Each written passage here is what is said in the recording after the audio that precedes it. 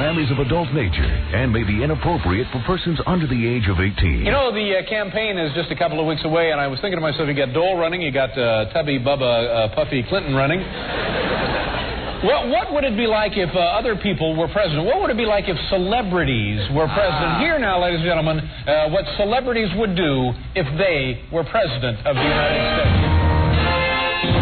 What celebrities would do if they were president?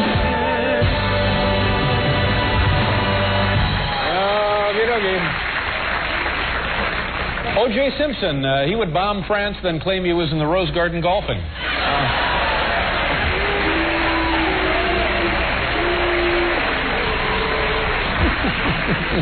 And finally, if he were president, here's what Howard Stern would do. All lesbian cabinet. There you go. What celebrities would do if they were president?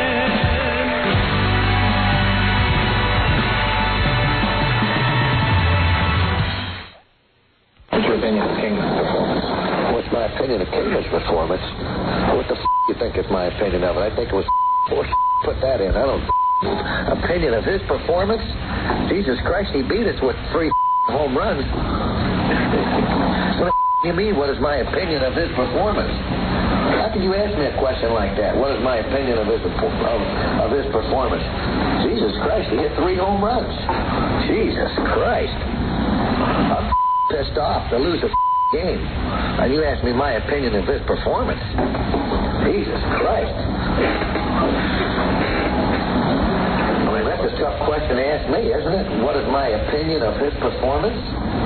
Yes, it is. I asked it, and you gave me an answer. Well, I didn't give you a good answer because I'm mad, but I mean... That wasn't a good question. That's a tough question to ask me right now. What is my opinion of his performance? I mean, you want me to tell you what my opinion of his performance is? You just did. That's right. Jesus Christ. The guy hit 3 home runs against us. I mean, I don't mean to get pissed off or anything like that, but, you asked me my opinion. I mean, he put on a hell of a show. He hit 3 home runs. He drove in, what, 7 runs? 8 runs. Well, what the hell more can you say about it? I didn't mean to get mad or anything like that, but goddamn. He asked me my opinion of his performance. There, Joe. All right, Joe Walsh and James Taylor. Wow. Good night, Irene. Good night. Good night, Irene. Good night, Irene. I see you in my dreams. Sometimes I live in a country. Sometimes I live in town. Sometimes I do no sound. In the river and ring the night.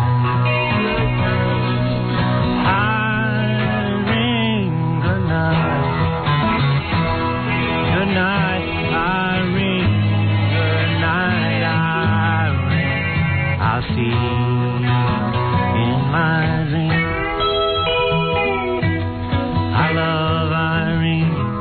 I know as I do. I love her till the seas run dry. If I can't see my girl tonight, I'm gonna take morphine and die.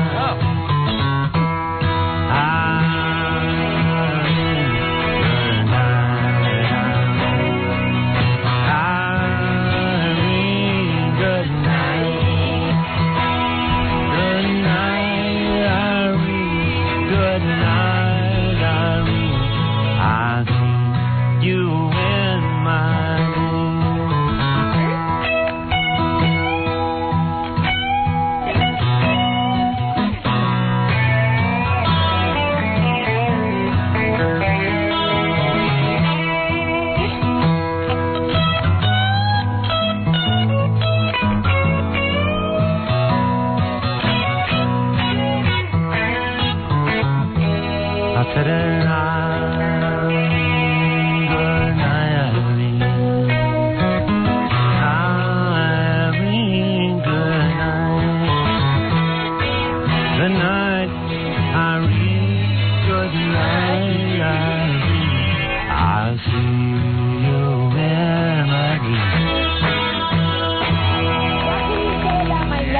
today that hasn't already been said. Well, if you aren't aware of his brash, his shocking, his outrageous, his hilarious humor, you should be.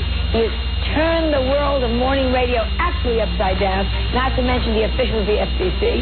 And now fans in 9 major cities across the country wake up to him as he dishes the brunch every single morning. He's also got movie deals, television deals, video deals, and he is, in his own words, the king of all media. Please welcome, and I welcome him with open arms, the bad boy himself, Howard Stern. Hey now. What's happening, baby? Hey now. I'm interested. Where is that? Let me have all that stuff. Don't run away from me. All right, baby. Listen, we got some big show for you today. I've been checking the New York State laws. That's what I've been doing all night. I've been looking through the law books. And it turns out, listen to this, it turns out that adultery is punishable with prison in New York State. Now, the law was reviewed as recently as 3 years ago. Listen to this. Hey now. Listen to this. Today I'll be calling the district attorney's office in New York to make a citizen's arrest of Frank Gifford. That's right, a citizen's arrest. Believe it or not, the only reason the law has never been acted upon is because they need videotaped evidence. In other words, let's say your wife accuses you of adultery, you know? And they go, well, it's her word against your, you know, who can prove that? Who cares? Unless you have witnesses. Right. I don't know how you do that. It'd be a big pain in the ass. But because Frank Gifford was caught on tape. Now, do you have to produce the videotape for the... Well, I think that the Globe pictures will be good enough. And I suppose that could be subpoenaed.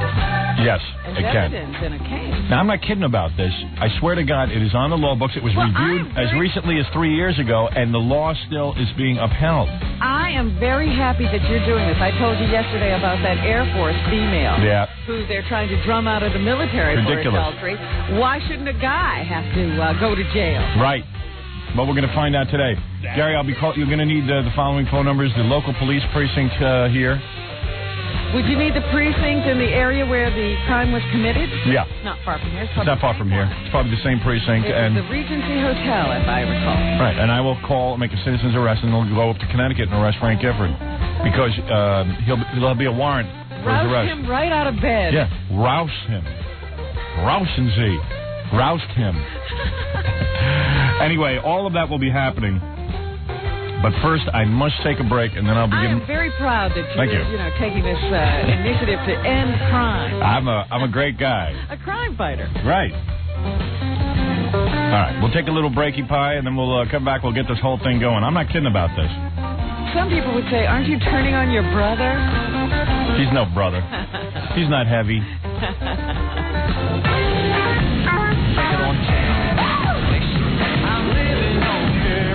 What I cannot prevent entering my home are the sounds that come in over this radio.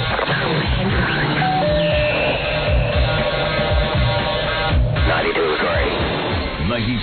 Over there. You're listening. Yes, I mean you. To the Howard. What? Stern to the Howard. What? Stern to the Howard. What? Certainly are. Howard Stern Show. I'll say. Oh, baby. Yeah. You know, in booking this radio show, it's kind of fun. This is a funny story. Gary has a meeting with me every day, Baba Booey. And he says to me yesterday, I call Meg Ryan's publicist. And asked her if Meg Ryan would be on the show, which is a reasonable request. And what did she say to you, Gary? Well, the way I said it to the woman was, I see Meg Ryan is doing a lot of shows in New York. I see she's promoting her new project. Yeah. I would like to know, would she be available to make an appearance on the Howard Stern Show? Right. And she said, no. No. And that was it. No, and then hung up? She laughed no. And then hung up. Yeah. She didn't even say goodbye. I think I said, and then she said goodbye. Right. Yeah, well, we'll fix her. Yeah, the mighty fall. Baba Booey. First of all, I'm not even that interested in Meg Ryan, to be honest. I mean, she's cute and everything, but what would I ask her about? Her mother. What's her mother? They don't talk to each other. Oh, is that right? Well, let's get her mother on the phone. I tell you what, here's what you do. We're going to fix Meg Ryan. Why doesn't she talk to her mother? I don't know. She's very vague about it. She just said that, they just don't get along, and Fred might know more. She doesn't talk to her mother because her mother warned her that her husband was an alcoholic. I heard a different thing.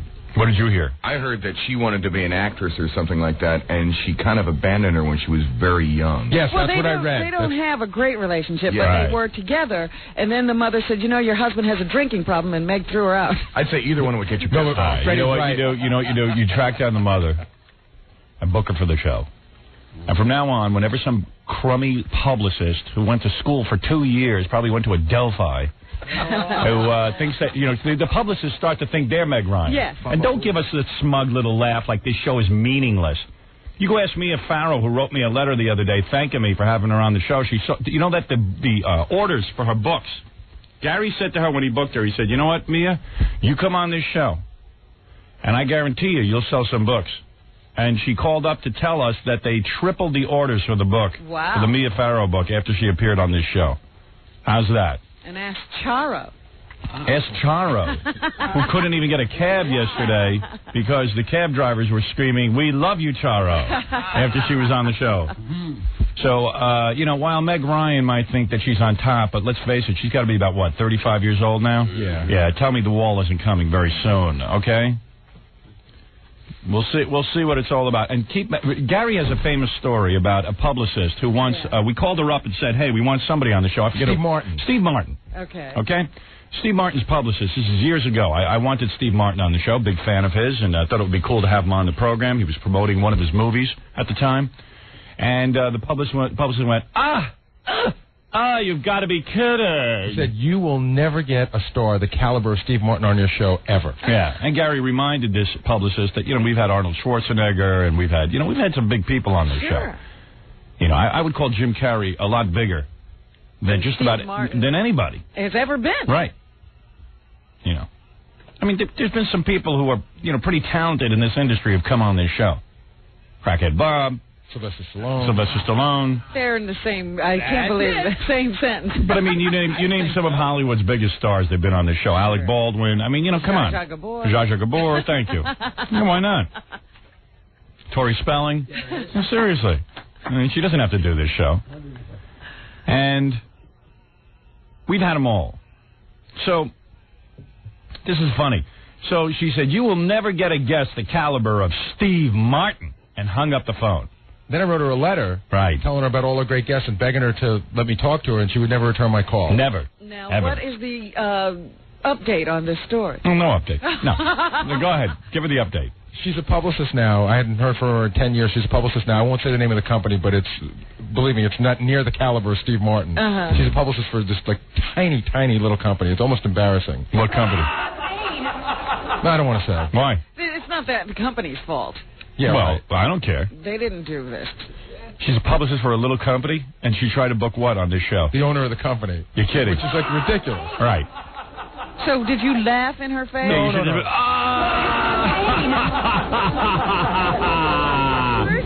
You will never, you should say, you will never have a guest on this show of that caliber. You bitch. No, you know what he should have done? What? Said, wait a minute. Aren't you the same woman who used to work at wherever, who represented Steve Martin? That's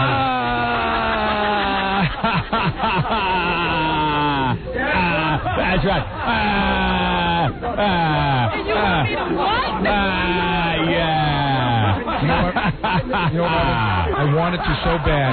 This woman's name is etched in my memory. You know what you ought to do? You ought to waited 10 years for her to call. Yeah, you should have booked it and then canceled it at the last minute. There you go. Yeah, so Meg Ryan's publicist, who now thinks she's Meg Ryan. Yes. Don't laugh in our faces, bitch. You understand? Don't laugh in our faces. Okay, maybe our show's not suitable for your client or whatever, but you treat us with respect. You get me Meg Ryan's mother, okay? Bring me the head of Meg Ryan's mother. I mean,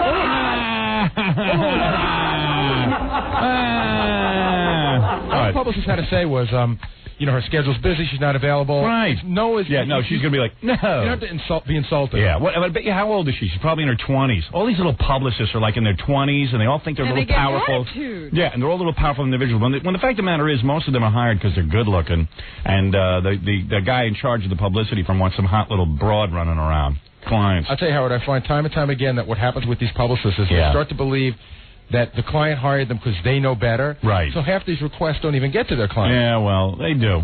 Trust me. But there's a way to reject things. Yeah. There's a way to reject things. There's a way to just say, hey, man, we don't want to do that because right now she's, only doing these shows. Whatever. Treat us with some goddamn respect. We just don't feel it's right for Meg or whatever. Yeah. You don't laugh in a person's face. What were Meg Ryan's last couple of films? I guarantee you they didn't make anywhere near $42 million like my film did. She could use a little help with this film. What was that great movie she did with Kevin Kline? The one they show on HBO way too often? Yeah. The one I can't get through? IQ. Yeah. IQ. Albert Einstein's daughter. Albert Einstein's daughter. Real good one, Meg. Unwatchable. You dink. And your publicist. I mean, don't give me attitude when your last 3 movies combined haven't made $10 million. You know what I mean? Don't give me goddamn attitude. When Harry met Sally, Meg Ryan. It's such an unusual request to ask for Meg Ryan for this show. I mean, after all, we're in the garbage. And plus, she's doing every other show in town. Yeah. Hey, by the way, they're saying that Kathy Lee is cracking from the pressure in today's paper. You know what? Believe it or not, I decided we have to watch the opening of the show again today. Yeah, we will. Howard, you have to... I told you she had bags under her eyes. What? You have to hear the hard copy report, with all your stuff on it from the show. Yeah. But at the end, Barry Nolan says...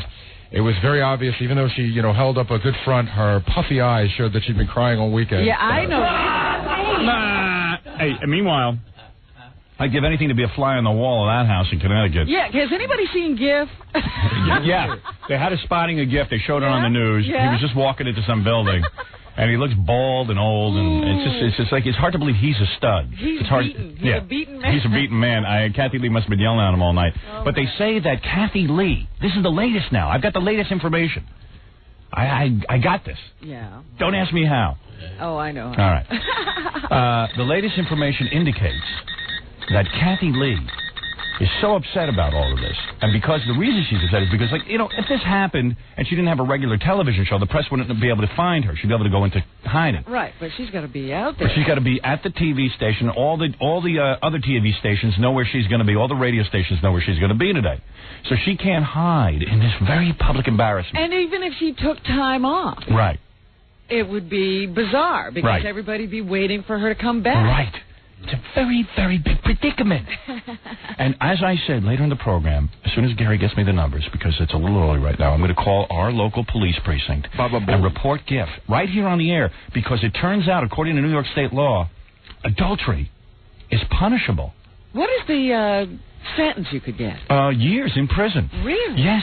And the only reason that no one's ever been convicted is they didn't have videotape of anyone. Now we have videotape. What if they give GIF community service? Yeah, he'd have to come here and wash the floors. Or maybe they'd give him one of those sticks with a nail in the bottom. And an orange jumpsuit. Wouldn't that be cool?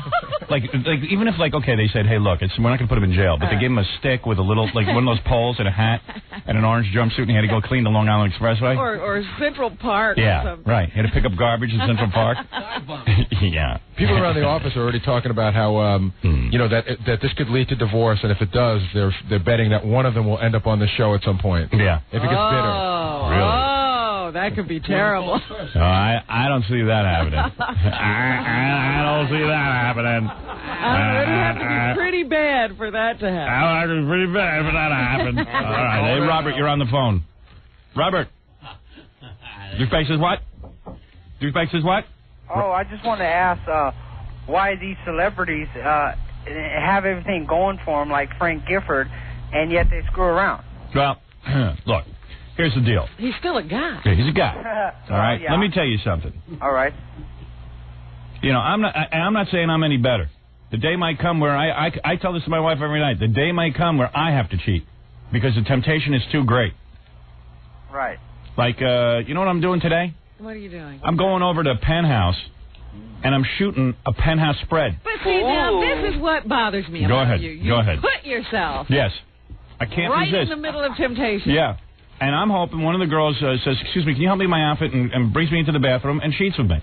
Well, and then one day you'll be reading about, oh, Howie's in the same predicament. Okay. You know, I mean, listen, when you're around this much temptation, I love my wife and everything, don't get me wrong, beautiful woman and everything. Correct. Good-looking woman. If I wasn't famous, I'd be thanking God. I'd say, oh, my God, I can't believe I got such an attractive wife. You sure? I'm positive. I don't think so. You don't think so? Yeah, I think you still got a penis. I think you're right. I think you're right, because you know what? Even before I got famous, I was thinking about, this was 18 years ago, I was thinking about cheating. Yeah. And I have thought about cheating every single day of my life, 24 hours a day. What do you think of that? How's that for a revelation?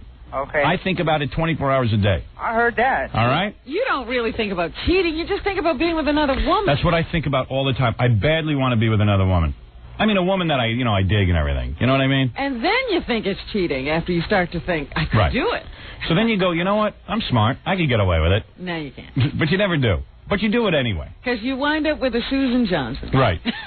Who's selling it to the tabloids. And you know what? Like, at some point you stop caring. Penthouse shoots, you gotta be careful that since they passed that new law on adultery too, though. Well, yeah, but I won't be on videotape. I'm not stupid. Oh, okay. As long as okay, I heard that. It's my word against hers. But what about still photographs? Aren't you going to be taking pictures? I got a letter in the mail, Robin, the other day from a girl who was complaining that she wasn't that good looking. She sent me a picture of herself. She's gorgeous. She's in a bikini. She's 5'3". She, I wish I had it with me. That's definite temptation. And I'm reading this thing, and she goes, you know, Howard, I have been listening to you since I was 16 years old, and I got to tell you something. I am just so in love with you. I love the way you look. I mean, who cares if she's telling the truth or not? I love the way you look. I'd do anything to come down there and just be with you and be in the studio with you, or even yet off the air if we could just sit and talk. Yeah, because emotionally, you don't want to be with her. No. You want to be with your wife emotionally. I don't know. I wouldn't mind going out. I wouldn't mind stepping out on the town with her and going to be seen places. Emotionally, your best friend is your wife. No, my best friend's Jackie Martling. That's pretty sad. You are in bad shape. Jackie Martling, Ralph, and Eric. Hey, Howard, never mind. Right. So, I mean, yeah. Not to get off the subject or anything, but I just want to call you, too, say that I'm down here in San Diego, and I like you guys' show. Since you hit Rock 105, I'd like to say hello to Robin, too. Thank you. But, yeah, I just, San Diego, we're on Rock 105, Robin. Yes, that's what he said. Yeah. Yeah, it kind of irks me that just, I mean, like you say, with the temptation, too, but just, to be a celebrity, I mean, you have so much. Yes. And yet... Doesn't matter. It drives you crazy. It's like, what? It doesn't matter because, like, okay, here, I'll give you a prime example, all right? Yeah. I'll be totally honest with you. So the station comes to me the other day. They go, we have a new sponsor coming on the air. He wants to take you on a private jet, you and whoever you want to take with you, on a private jet to, like, the Bahamas or something. Yeah, to a great house. Set you up in a house, and you can. And he says he would love for you, you and your wife and your kids. And I go, what? And you go, taking a wife. Yeah, right. Now, here's my turning down this trip. Yeah, I turned down the trip. Why? You know why I turned down the trip? Why? Because do I want to go there with my wife and kids? Hell no. What's the point? Hell no. What fun am I going to have? I want to go there with a 25-year-old. Okay. All right? That's where I want to go. I want to be her in her thong with her friend. I could have a good time. No, you go. Put me on the plane. You can go. You're invited. I'm just not going. Everyone wants me to go. I'm not going. Murphy's girlfriend. What? Just as long as it's not one of Eddie Murphy's girlfriends. Oh, come on. Stop with that. That's ridiculous. That's absurd. Oh, is this the girl? I'm not sure. No, this isn't the girl. This isn't the girl. No, this isn't the girl who wants to make love to me. This is yesterday's mail. Yeah. She was in a bikini. But, so I get this offer, this incredible offer to go on a private jet. Do you know what a young bitch it would be in such heat if I could take her on my private jet? We were talking about Larry King yesterday, and I said, I can't believe it. Every time he gets engaged, the girlfriends have to go on the book tour. They have to be sitting next to him every time, he does something special. Yeah, because you're not with Larry King physically. I mean, you don't want to be with Larry King because he's a hot fox. You're with Larry King because he can bring you on a book tour. Yeah, I guess. We went over and we were hassling Larry King, like we were hassling him at the book signing, and nobody was there. It's unbelievable. Larry King is sitting next to this hot blonde, and he looks like a frog. I mean, the guy just looks hideous. He's got a big, wad of skin underneath his chin, like a bullfrog.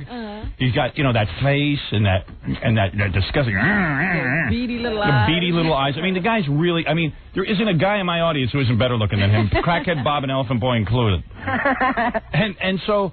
You see him sitting there, and you go, yeah, like she's into the trappings of Larry King. I mean, she's going around. She's sitting at a book tour. Hey, never mind the fact that nobody's there at the book signing, but he gets to sit in a bookstore and look important. People ushered him in. He came there in a limo, the whole deal.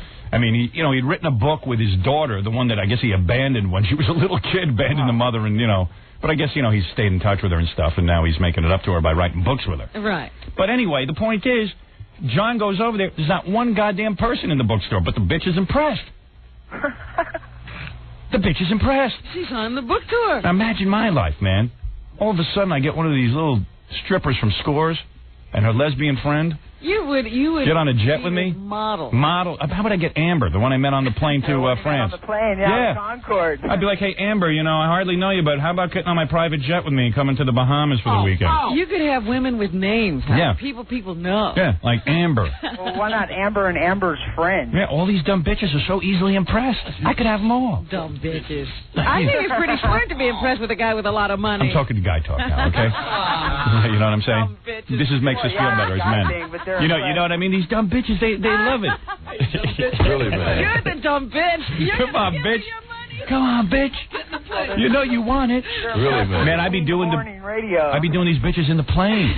You understand? I mean, I would. Are you kidding? Ed Moyer. You'd be in the Mile High Club. Yeah, Ed Moyer came to me with this private jet thing, and I'm going, man, damn. Don't torture me. I just want. Yeah, don't torture me, dude. I want to go with my girlfriend. What is this? Well, what is this? Turn them down, though. That still means that there's, you know what I mean? That you. All right, listen. I don't want to debate this. The temptation is there. I'm cracking from it. I'm being honest with you. I'm cracking from the temptation. I would like to experience this before I die. Well, yeah, you'd like to experience. I'm one of those lucky bastards that became famous. The offer was there. You didn't crack under the pressure. You still stuck to your guns. You know how bad my life is? You're married. Yeah, please. You know what I mean? Be quiet. You're ruining my rap. You know what? I'm one of these guys who hit it lucky. All right? I mean, somehow I became famous. And you got all these bitches coming on to you. Well, I'll crack one day. But at least I'm not a phony like Giff. Sitting and doing religious tapes. And that's what everybody says is the problem. Right. He had to have that sanctimonious attitude. And he had to tell everybody he had figured everything out. You know what kills me? Two things kill me about this whole thing. Okay? Number one, Giff didn't wear a rubber. Didn't wear a rubber. He could bring disease home to Kathy Lee. How funny is that? I mean, if she's got to be the dumbest bitch on the planet if she ain't pissed at him. Pissed? What should she do, though? What should she do? Yeah. She'd leave Frank. If she had any balls. If she had any balls, she'd leave Frank. No, they're going to work it out together. Frank Gifford, don't leave me on Christmas morning. Take all this money and start a new church. Wear a rubber. Yeah, Frank Gifford. Meanwhile, I was thinking about that Christmas special. What the hell game was Giff doing that was so important on Christmas morning they had to leave Kathy Lee? I'll tell you what game. Jesus' birthday. Yeah, on Jesus' birthday, Giff's got to go work. He's got to get away from Kathy Lee. Kathy Lee must be so bad in the sack. I can't tell you. But here's where Kathy Lee screws up every single time. This report comes out in the Globe, and you got to know the Globe researches this stuff pretty good before they're going to go do this. They're not going to do that. They're not going to. They're not going to take a risk of getting their asses sued and out of business if they don't have hardcore evidence. So what does she do? First day out, instead of keeping her big fat yap shut, she goes out. She goes just like with the child scandal, with the child labor scandal. I'm suing. I'm getting my lawyer. Shut up. Shut up. Shut up. Talk to your husband. Yes. Shut up. Shut up. Shut up. What's wrong with you? Don't you know they've got you? Yeah, kill the white man. What's wrong with you, you dummy? She never learns either. No. It always blows up in her face. So now, she never learns. She's so upset that she's going to be leaving the Regis show. That's what they're saying in the paper because she doesn't want to be so visible. Can't be seen. You know what I thought about? I said to myself the other day, what a hypocrite. Right. Because every day for the last how many years has she been sharing her entire life with us? Right. Now that something really exciting is going on. Nothing to share. Not talking about a damn thing. Robin, I am going to be calling my police precinct and making a citizen's arrest of Frank Gifford for adultery. I've been doing that. Yeah, you're welcome. Thank you. You are welcome, baby. This voice makes men cheat. Frank did what he always does, which is the right thing, the compassionate thing, the loving thing. Frank's fair game because he's in his zone. He's 64 years old. He's known as a human love machine. Who wouldn't be glad? Yeah, baby. He sure is. Yeah, I'll say. His name is Howard Stern. He's the bad boy of morning drive radio with a mouth that his mommy should have washed out with Villa. The Howard Stern Radio Show. Howard Stern?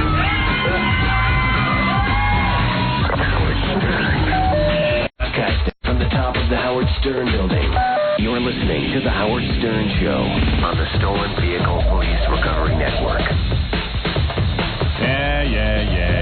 Yeah. I say yeah.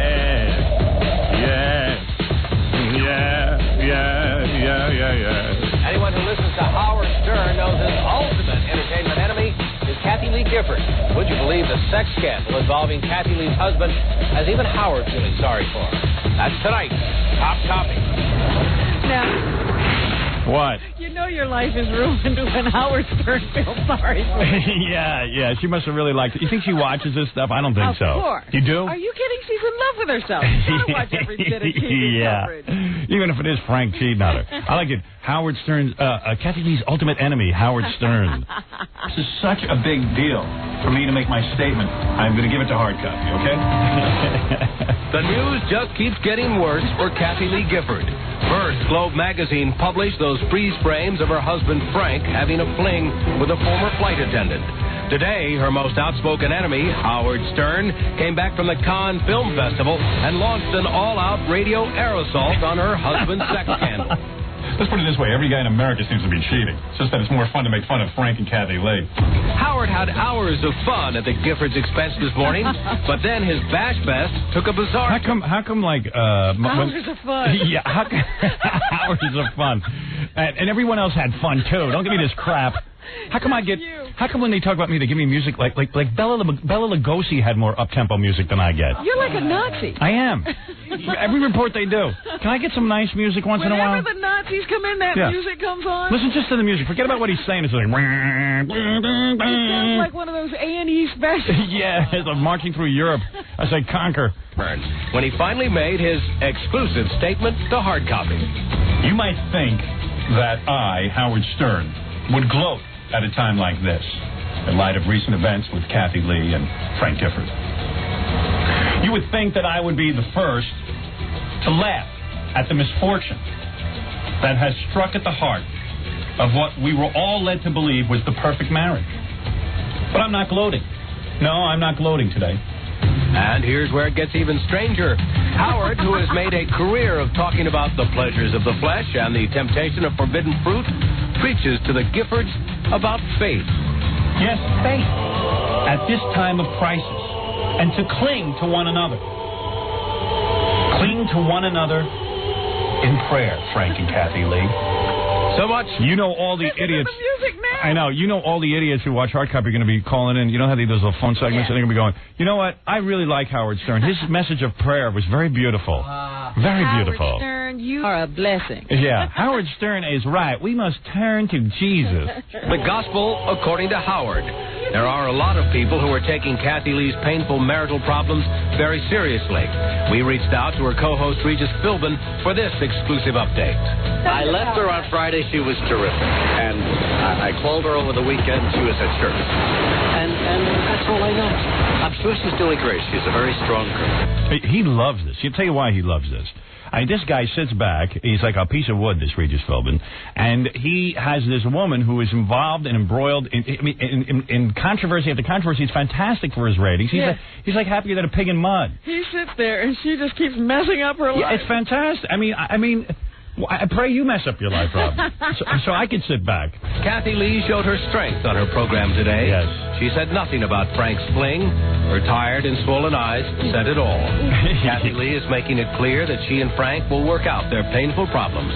I think she just was on a period and it's water retention. In private. As for Globe magazine, they are sticking by their story that Frank was seduced but not set up by that former flight attendant. Wow. Yeah, I'll be turning... Set up or seduced. He did it. Yeah. Yeah. That's fantastic. That's fantastic. I'll be calling the police precinct this morning. I'm not kidding you. I'm calling, and I'm turning them in. I'll tell you all about this law I found on the books. Yes, because yesterday in the Robin knows I was in the law library all last night. Yeah. In the paper, they said, the people from the Globe said there was sex, 100%. Oh, yeah. And it's caught on tape. Caught on tape. So you have proof positive. Yes, Joel. Yeah, I'm calling from France because, as you know, your movie's coming out here. Yes. The 28th. Is it the 28th? I was on a French talk show live. The host turns to me and goes, blah, blah, blah, blah, blah, blah, blah, blah, blah. And then the interpreter goes, when is your show coming out? I was like, I don't know. Yeah, no one from the movie studio told me what day. Anyway, the interview. All right, so you saw that? Very nice. Yeah, that was pretty weird, huh? Uh-huh. I'm going to play it on the air. Listen to this. I'm in France. I'm at the Cannes Film Festival. I told you all about it yesterday. The French are a big pain in the ass, and I got a lot to say about their arrogance, and I'll be saying it over and over again.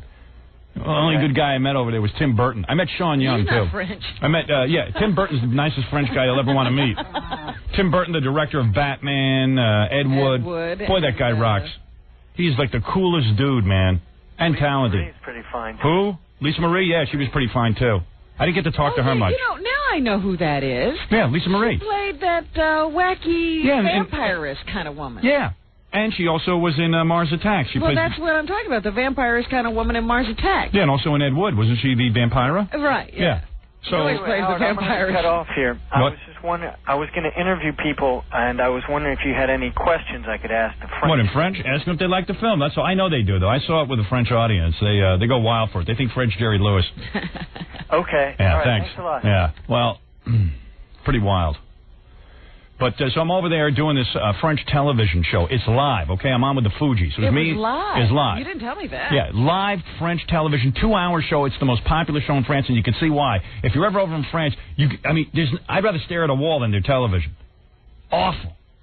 But this show is kind of cool because it's really well produced. Literally. Don't you get television from all over the world, though? No. No, they only give you French TV. Yeah, you get you get CNN International, which all of a sudden becomes like your oasis. Yeah. Like suddenly you're just happy just to understand one goddamn thing. And I'm sitting in my hotel room. They don't have like Italian television and English television and... The whole damn experience was schizophrenic. I'm in this place called the Hotel Martinez. Uh-huh. Meanwhile, it's right on the beach where they have all these live shows going on and music all night. Uh-huh. You can't even go to sleep. I don't know what they're thinking. The walls are paper thin. So all night, literally, from like 5 o'clock through 3 or 4 in the morning, it is loud, blaring rock music. Right under your window. Right under your window, which is cool if you're into a Mardi Gras kind of spirit. Me, I'm working and I'm trying to get some sleep. So I realized I forgot to bring my white noise machine to France. You know I sleep with a white noise machine. Of course. This thing just makes static. It's just all night long. I forget to bring it. How could you forget? I forgot it. You know you can't sleep without that. Couldn't sleep without it. I'm freaking out. The music's loud. I call my wife. I go, do you know I forgot my white noise machine? You pack that before you pack your toothbrush. Right. So I find out in order to get I said, you get it here overnight, please. I'm begging you. Overnight. Can you overnight it? $500. I could have bought 10 of those machines. Oh, my God. I paid the $500. I had to have the damn thing. Are you kidding me? I paid it. I paid it. You couldn't find a white noise machine over there? No, we looked. Believe me, we looked. People didn't even, les white noise, white noise. White the noise. Bluey Blanc? Louis Blanc? I was just like, hey, shut up. I was going to have my assistant Jody, who came on the trip with me, just stand at my bed and go, but she refused. Finally. Something she refused. Something she refused. Just, honey, can you stand here and go, and then you'd still want her running around all day. Right. Oh, yeah. Hey, listen, it's a tough job, but look at the big bucks she gets.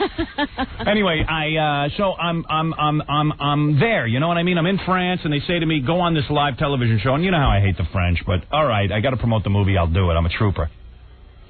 Plus, I was on with the Fugees, and I really dig him. And by the way, I want to give a shout-out to my boy, Wyclef. Yeah. Who treated me very nicely and Your gave me... boy? Yeah, boy. Boy? A boy. Oh, a boy. That's all right. I'm black. I can say boy. My homie.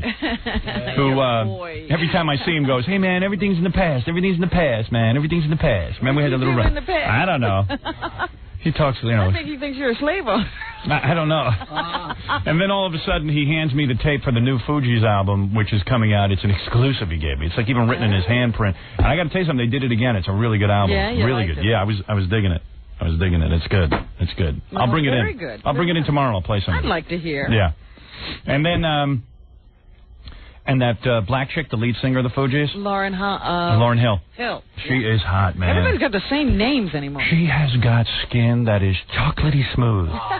She is a sweet cupcake, chocolate cupcake. Did she come on to you? Hey, no. In fact, she was there with Bob Marley's son, who I think knocked her up. Didn't he? Isn't she pregnant or something? I don't know. Oh, maybe she's not. But she got nice, smooth, mocha skin. Hey, now. Cheating skin. Cheating skin? Yeah, the kind of skin I'd like to cheat with. I think so. She's so pretty. It's unbelievable. Yeah. And, you know, she was dancing around on the stage and everything. It was very, very romantic. I had a very romantic moment. For yourself. For myself. You know, I was in France with Lauren Hill. And she's singing. Yeah, hot-looking black chick singing, you know, that Roberta Flack song. Killing Me Softly. Yeah. Well, which she was doing to you. And the French are like, Fugees. Me, they don't even know. Me, they don't even know. Music translates, boy. I'll tell you, if you're a musician, you can go all over the world. Yeah, but comedy doesn't. Especially if you talk fast. Yeah. So I get on this show. What they do is listen to this. They wire me up with an earpiece. They stick it in my ear. This is so I can hear the translator. They're going to translate everything these guys are saying in French into English. While you're sitting there. The host of the show, there's 3 hosts of the show. They all talk simultaneously. They're all over each other. They get all excited and start talking. She's trying to translate in my ear. While I'm listening to this, there's another translator translating what I'm saying. You can hear all this babble. All this crap is going on at once, and they're asking me stuff, and I don't know what they're saying. I'm catching maybe every... This sounds like the most messed up show I've ever heard. Like, here, do me a favor. It's just talk. So say, like, Rain in Spain, and I'll be the interpreter. I came into my house, and what I he's saying is that yesterday she came into the house, and she put on her horse, and then she went out to the barn, and then she... Okay, so that's how it goes like. That's how it goes like. And then you're listening to that in your ear. So the guy would ask me, I don't even know what I answered. I got to bring you a tape of this. It was the most schizophrenic thing. I said, let me ask you something. I'm a professional broadcaster. I do this every day for a living. Does anybody else ever sit here? Do you ever have any other English-speaking guests on? The guy goes, every day we have at least 1 or 2. I said, name someone that you had on recently. The guy goes, Bruce Willis. I go, how did he do with this? He goes, oh, it was no problem. So then I meet this French guy in the street. He says, hey, just say on the show you did real well. I said, I did? I don't even know what I did. He goes, the other day I'm watching Bruce Willis. I couldn't answer one question. I don't blame. Yeah, I mean. Like a deer caught in a headlight with all that stuff. He says, you have to see Bruce Willis try and do this. The guy couldn't answer one goddamn question. I said, no S, Sherlock. I said, I didn't even know what was going on. I'm pretty good at this stuff. And that earpiece isn't very comfortable either. No, it kept slipping out. It feels like it's going to fall out. Well, that damn frog bastard Frenchman who put it in me got the clip caught in my hair, in my mane of hair. On purpose. Yeah, oh yeah. Because he was watching me wince. Oh, boy. And I had Wyclef from the Fugees fix it for me. How did they handle all of that? Oh, but they didn't get interviewed. They just sing. Yeah, they didn't deal with anything. So easy to be a singer. And I said to Wyclef, I said, hey, dude, I said, are you guys going to be interviewed in French? He goes, I don't care. I speak French. They speak. Asian. Well, I don't know. They speak multi-language. You know, they're multilingual. So, you know, they were like, you know, hey, you're a white guy. You don't even speak any other language. I'm a black man, and I can speak multiple languages. Like, you know, trying to prove the superiority of the black man. Oh, dear. I said, you know, in the real world, a lot of black guys can't even speak English, so you get out of here. I've had it with you. Bob Marley's son was all taken with himself.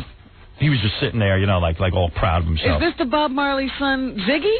Yeah. Oh. That one, I guess. I know one of them. They look like Bob Marley, except in better shape.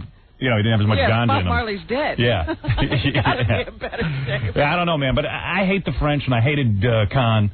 Screw everybody. And then these Swiss bastards were, you know, it was an international. These Swiss bastards were interviewing me. I said to the guy, I said, hey, man, aren't you the guys who took the Jews' teeth? Reparations. Yeah. And the guy goes, hey, what?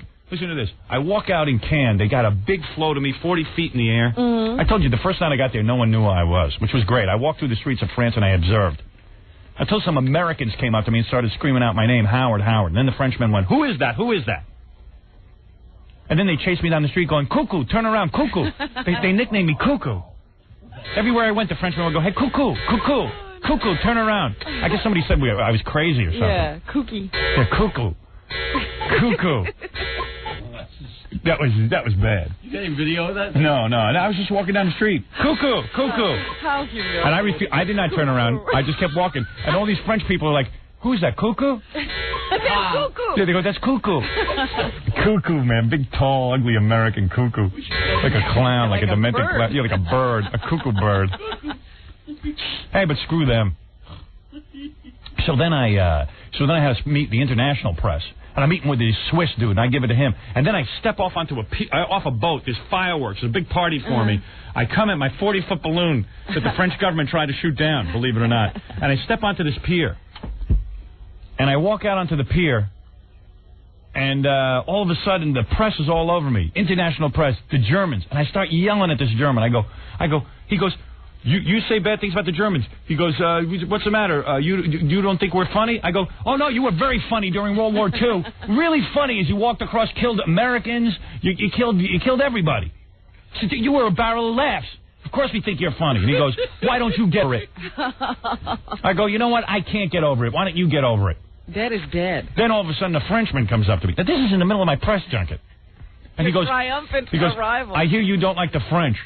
I go, well, yeah. While those guys were laughing, you guys were bowing. Why don't you perform fellatio on the Nazis? And I don't know. Then it all went downhill. It got real ugly. Sounds like a riot. Yeah. I was on live French radio saying that. And what did you say to the Swiss? You just I told the guy. Yeah, I said, where's the gold? I said, hey, look, man, I got some gold in my teeth. You want it? I'm lucky I got out alive. I'm telling you, I'm lucky I got out alive. Repairing relations around the world. Hey, screw all this, man. I'm getting back here. I'm turning Frank Gifford, and I'm in an angry mood. Gifford, the White Ike Turner. Frank likes to sample different fish. It's really hard to believe that a set of videos could make such incredible differences in a relationship. And yet, they have for us. Raging 66-year-old hormone. Psychological mumbo jumbo. Frank and I had a really good relationship before we watched these tapes. Yeah, well, get ready. I'm turning them in. Hey, as a matter of fact, Brazilian television is coming by today. I don't have any beef with the Brazilians, so I'll let them in the studio and tape me a little bit. Wait a minute. Isn't that where all the Germans went after World War II? Oh, did they? That was Brazil? The boy from Brazil. Those bastards. Brazil and Argentina. I will take care of everything, Robin. You wait and see. It's going to be unbelievable today.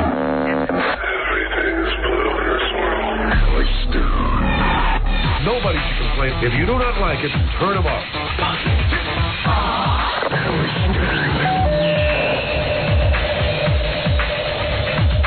92 great. Low-life scum are listening. Well, the doctor said he needs my brain surgery. You are listening to The Howard Stern Show. On the Howard Stern Radio Network. Just a couple of items I want to mention here that Mad Magazine put me and Dennis Rodman on the cover. For those of you who are fans of Mad, I'm a huge fan. And also, what is this from? Crack Magazine. Every time Mad puts me on, Crack puts me on, but there's a great artist who writes me every once in a while. I used to read all his stuff when I was a kid. He used to work for Mad, now he works for Crack. The guy's name, Lou. Jackie, you know all the guys. Lou Silverstone. Couldn't think of it for a second. He did a whole Howard Stern family tree.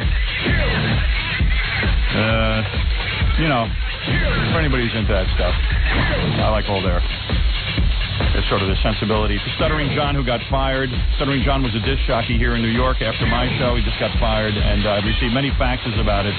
One says, there is a God. F. John, get a real job and grow up. Evidently, people happy he's gone. That's a shame. Here, look at this one. Dear Howard, I'll make it quick. Stuttering John is an effing ungrateful, stupid, non-talented, boring, fat, paranoid, delusional, sloppy, self-centered, antagonistic, money-grubbing, pot-smoking, sofa-molesting, a-hole dwarf. I'm so glad never mind. I can't even read the rest of this. And this is signed Steve Kingston. Here's a job offer for John. John, you can work for me. I'll pay you $2 an hour, and you can lick my shoes and be my something driver, my car driver. I don't know what that means. Very vicious and cruel, if you ask me. Hey, there's a religious group. There's a new religious group after me. This is in the... What station is this? Oh.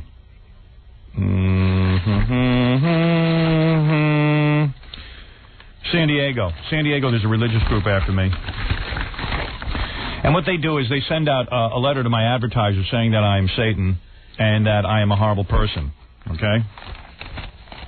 And they list everything that we did every day that's bad. Yeah? You want to hear the list? Yes, what did we do? All right. Howard Stern on in the 8 to 9 o'clock hour on, let's see, what day is this? I guess this is in March.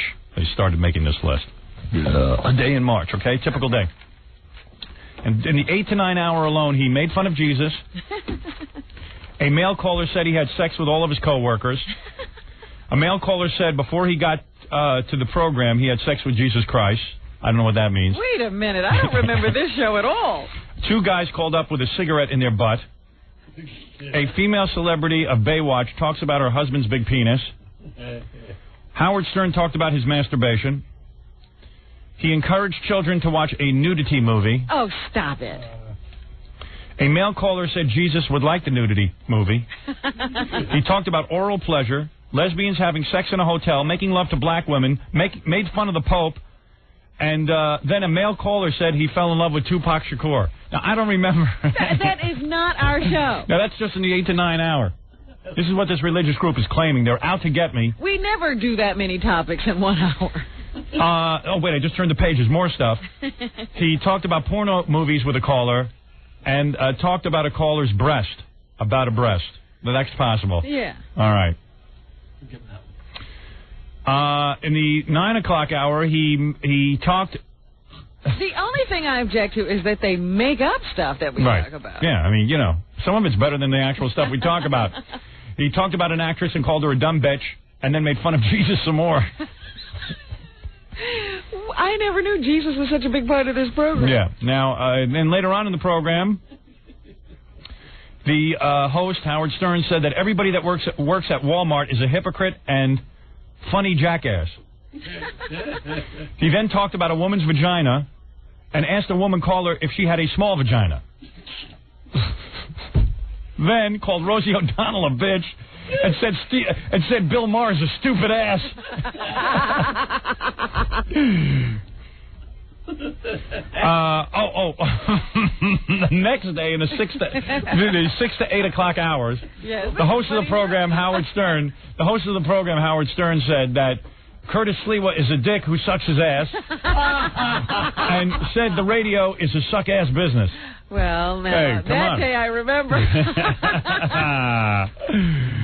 Then, on March, I guess this is March 11th, a man called up the show and talked about black people. Like that's a bad thing. Howard Stern said that the caller was an annoying bitch. The male caller said he and his girlfriend had sex in a theater. And the host of the program, Howard Stern, said all kids are freaks. These are all the bad things that I've done. Then a male caller called in and said he had sex with his mother-in-law. Howard Stern then made fun of a reverend. A male caller says he slept with his cousin and had sex in front of his blind brother. And then Howard Stern finished the program by making fun of the church. Oh, that's hysterical. At the end of his program, Howard Stern said everybody must kiss his ass and then talked about bitches. He continually called people dickhead and pussy. He wished brain cancer on Charles Grodin. They misspelled it, they called him Charles Gordon. Shows you where that's at. Yeah. He talked about having sex with his wife, talked with a caller about oral sex, then talked about the size of his penis. A male caller talked about his sex life. A woman caller says she started touching herself during a movie. All right? Are we responsible for that? I guess. A male caller called in to describe his wife's private area as being the size of a nickel. I remember that. That is true. The guy with the small wife who never had sex with her? Right, and he said his wife was the size of a nickel. I never heard. I remember that. I remember that. I swear I remember that. That is true. Indelibly etched on your memory. I will go to court and swear on that affidavit that happened. A woman caller called in and said she wanted to have sex with the host of the program. That would be me. Then talked about oral sex, and then talked about using a vibrator for lovemaking. To finish off the program, Howard Stern called Liz Smith a suck-ass. And then a male caller called in to tell him that he had sex with his sister. What a show. Yeah, and that's it. That is the entire religious letter. Just replay that show today. Yeah, that is a great show. I'd like to hear that show again. It's a great hit. And it sure is. We should print that in the newspaper. I bet you'll get a lot more listeners. Yeah. We could add 2 million listeners if we just print that in the newspaper. Letters have been sent to community leaders in and around San Diego to advise their membership about responsibility and to exercise positive purchasing power as concerned citizens and consumers. I hope and pray that your name will be associated with putting this imported smut out of the community. God bless you as you help to keep our public airwaves clean. All of those callers were from San Diego. And this is from a reverend. Yeah. This is called Erase, End Radio Air Smut Effectively, out of San Diego. Oh, I'm new glad group. they got a catchy name. That's a new group after me, and I'm ready to take them on. I'm ready to take them on, Robin. I don't care. I'm ready. Well, you should call them today and tell them that you've decided to come over to their side. Yes. And you're turning in Frank Gifford. Ooh. Gary, get them on for me, will you? For Christ's sake. Frank Gifford, the White Ike Turner. Frank likes to sample different fish. It's really hard to believe that a set of videos could make such incredible differences in a relationship. You know what? And yet, they have for us. Raging 66-year-old hormone. Psychological mumbo-jumbo. Frank and I had a really good relationship before we watched these tapes. And now Satan is taking over. What'd you say? I figured out what Frank needs. He Frank cheated a lot sooner had he not watched those tapes. Yeah, I know. Those tapes are a dangerous thing in the wrong hands. He waited a couple of years. Yeah, go to it, Jeff. What's on your mind? Yeah, good morning, King. This is Lenny. I thought it was Jeff, but okay, Lenny, go ahead. Okay, and quick good morning to my queen, Robin, who I would like to ask doggy style. Good morning, Robin.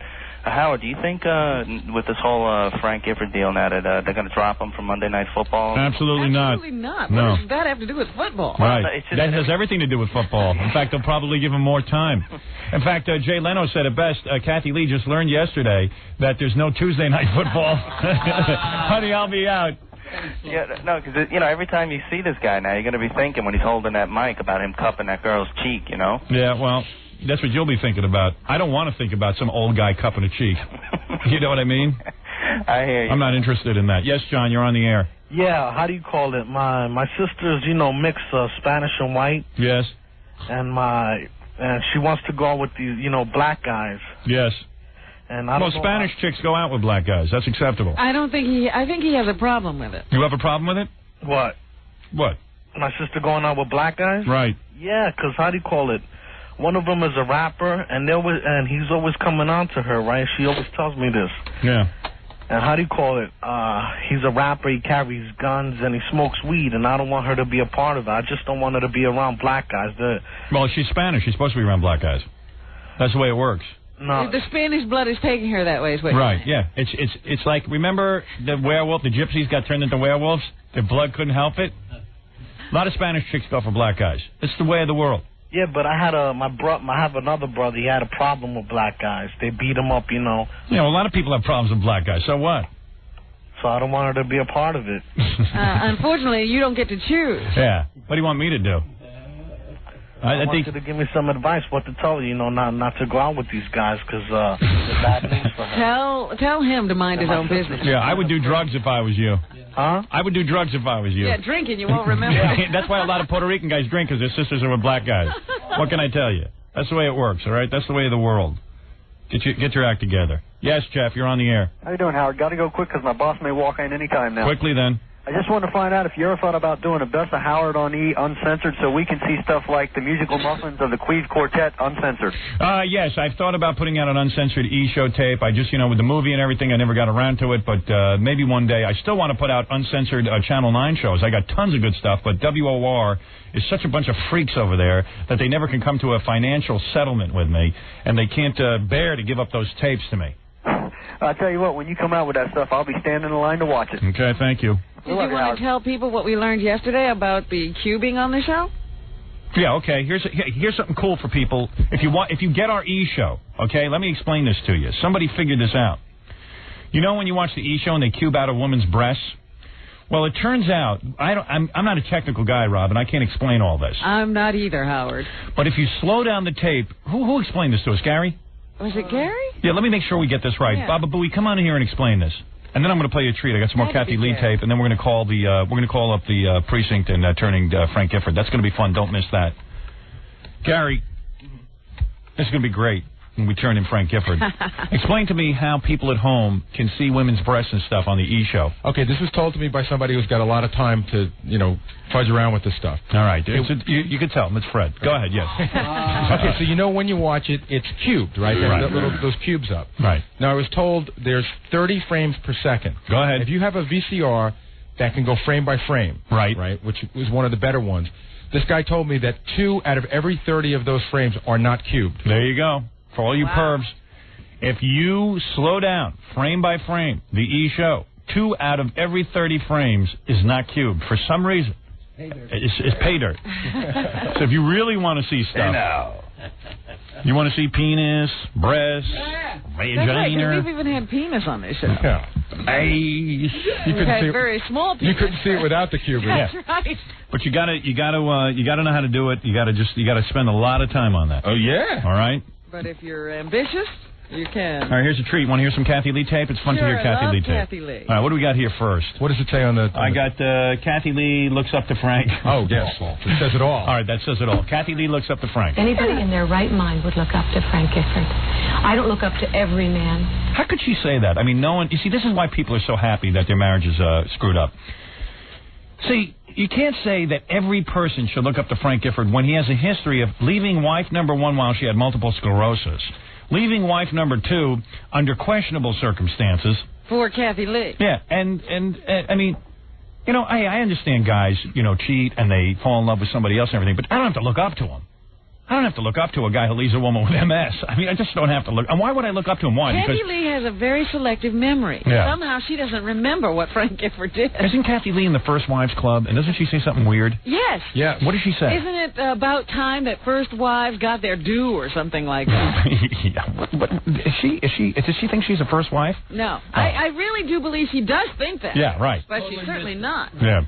I look up to this man. He has more qualities in him that I respect than anybody besides my dad and my brother, men that I've known and loved my whole life, and I can think of. Who can make love to her? You want a bit of a whore in the bedroom. Well, Scott and I were just looking at this videotape thinking, she worships him. She doesn't, you don't think she does stuff, do you? No. Like she doesn't do... I'll tell you what she does. She does. No, I'll tell you what she does. I bet she has. I got her whole M.O. She might have. I have her whole M.O.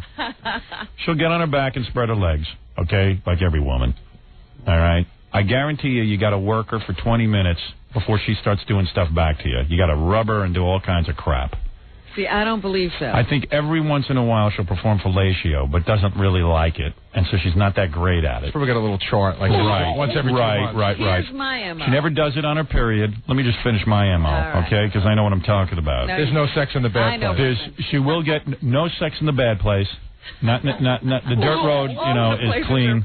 Yeah, all places are bad. The mouth is bad. The butt is bad. She will get on top of you, but doesn't necessarily feel comfortable in that position. And no doggy.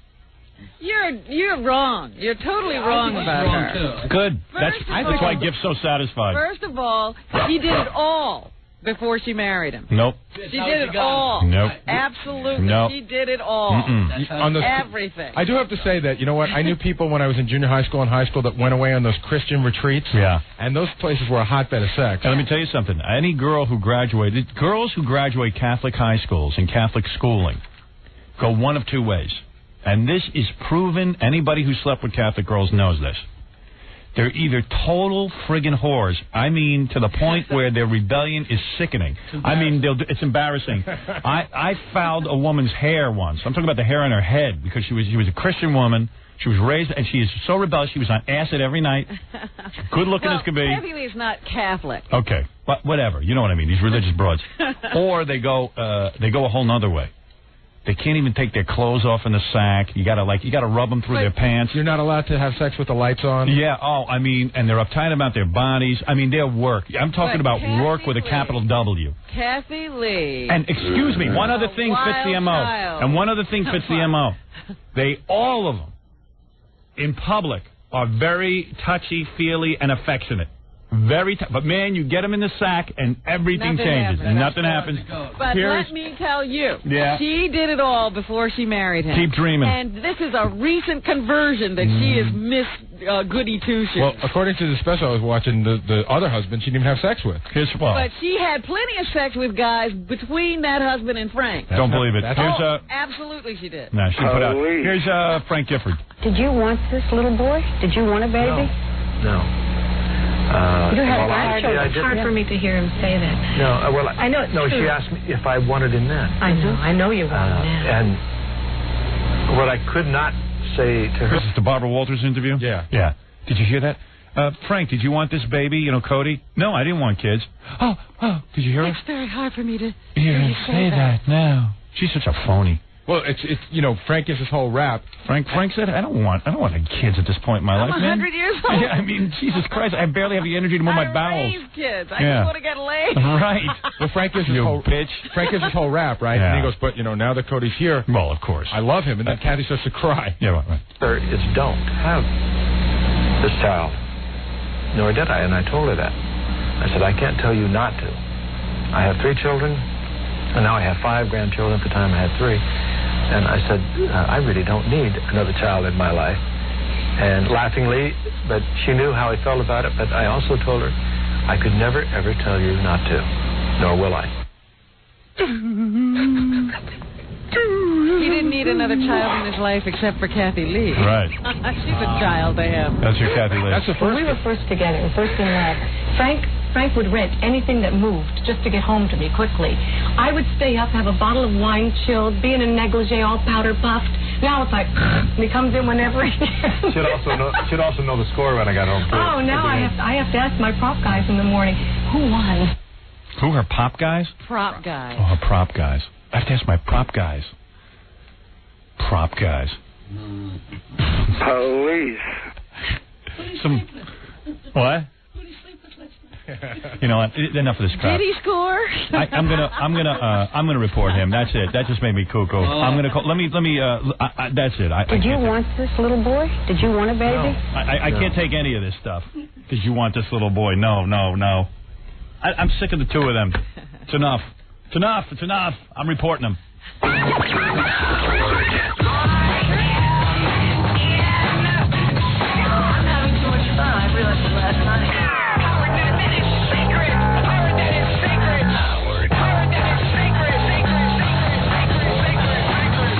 We'll be back.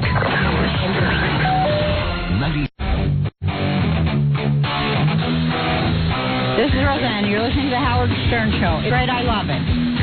I think Frank Gifford committed this crime right in the precinct that we're in here in New York because the hotel is close by, isn't it? Yes, it's right around. Let me see if I can't get a police officer on. 61st. 61st and Park. That's right, Robin. Absolutely. Make sure I get this going here. It's very complicated. Hello?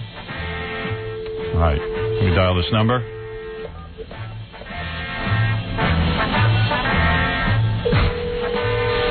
You know, I think this is actually legitimate, what I'm doing. I wonder if the police haven't thought of this themselves. Why hasn't someone else already arrested him? Someone's got to file a complaint. You said you saw pictures. Hi, this is 19th Precinct?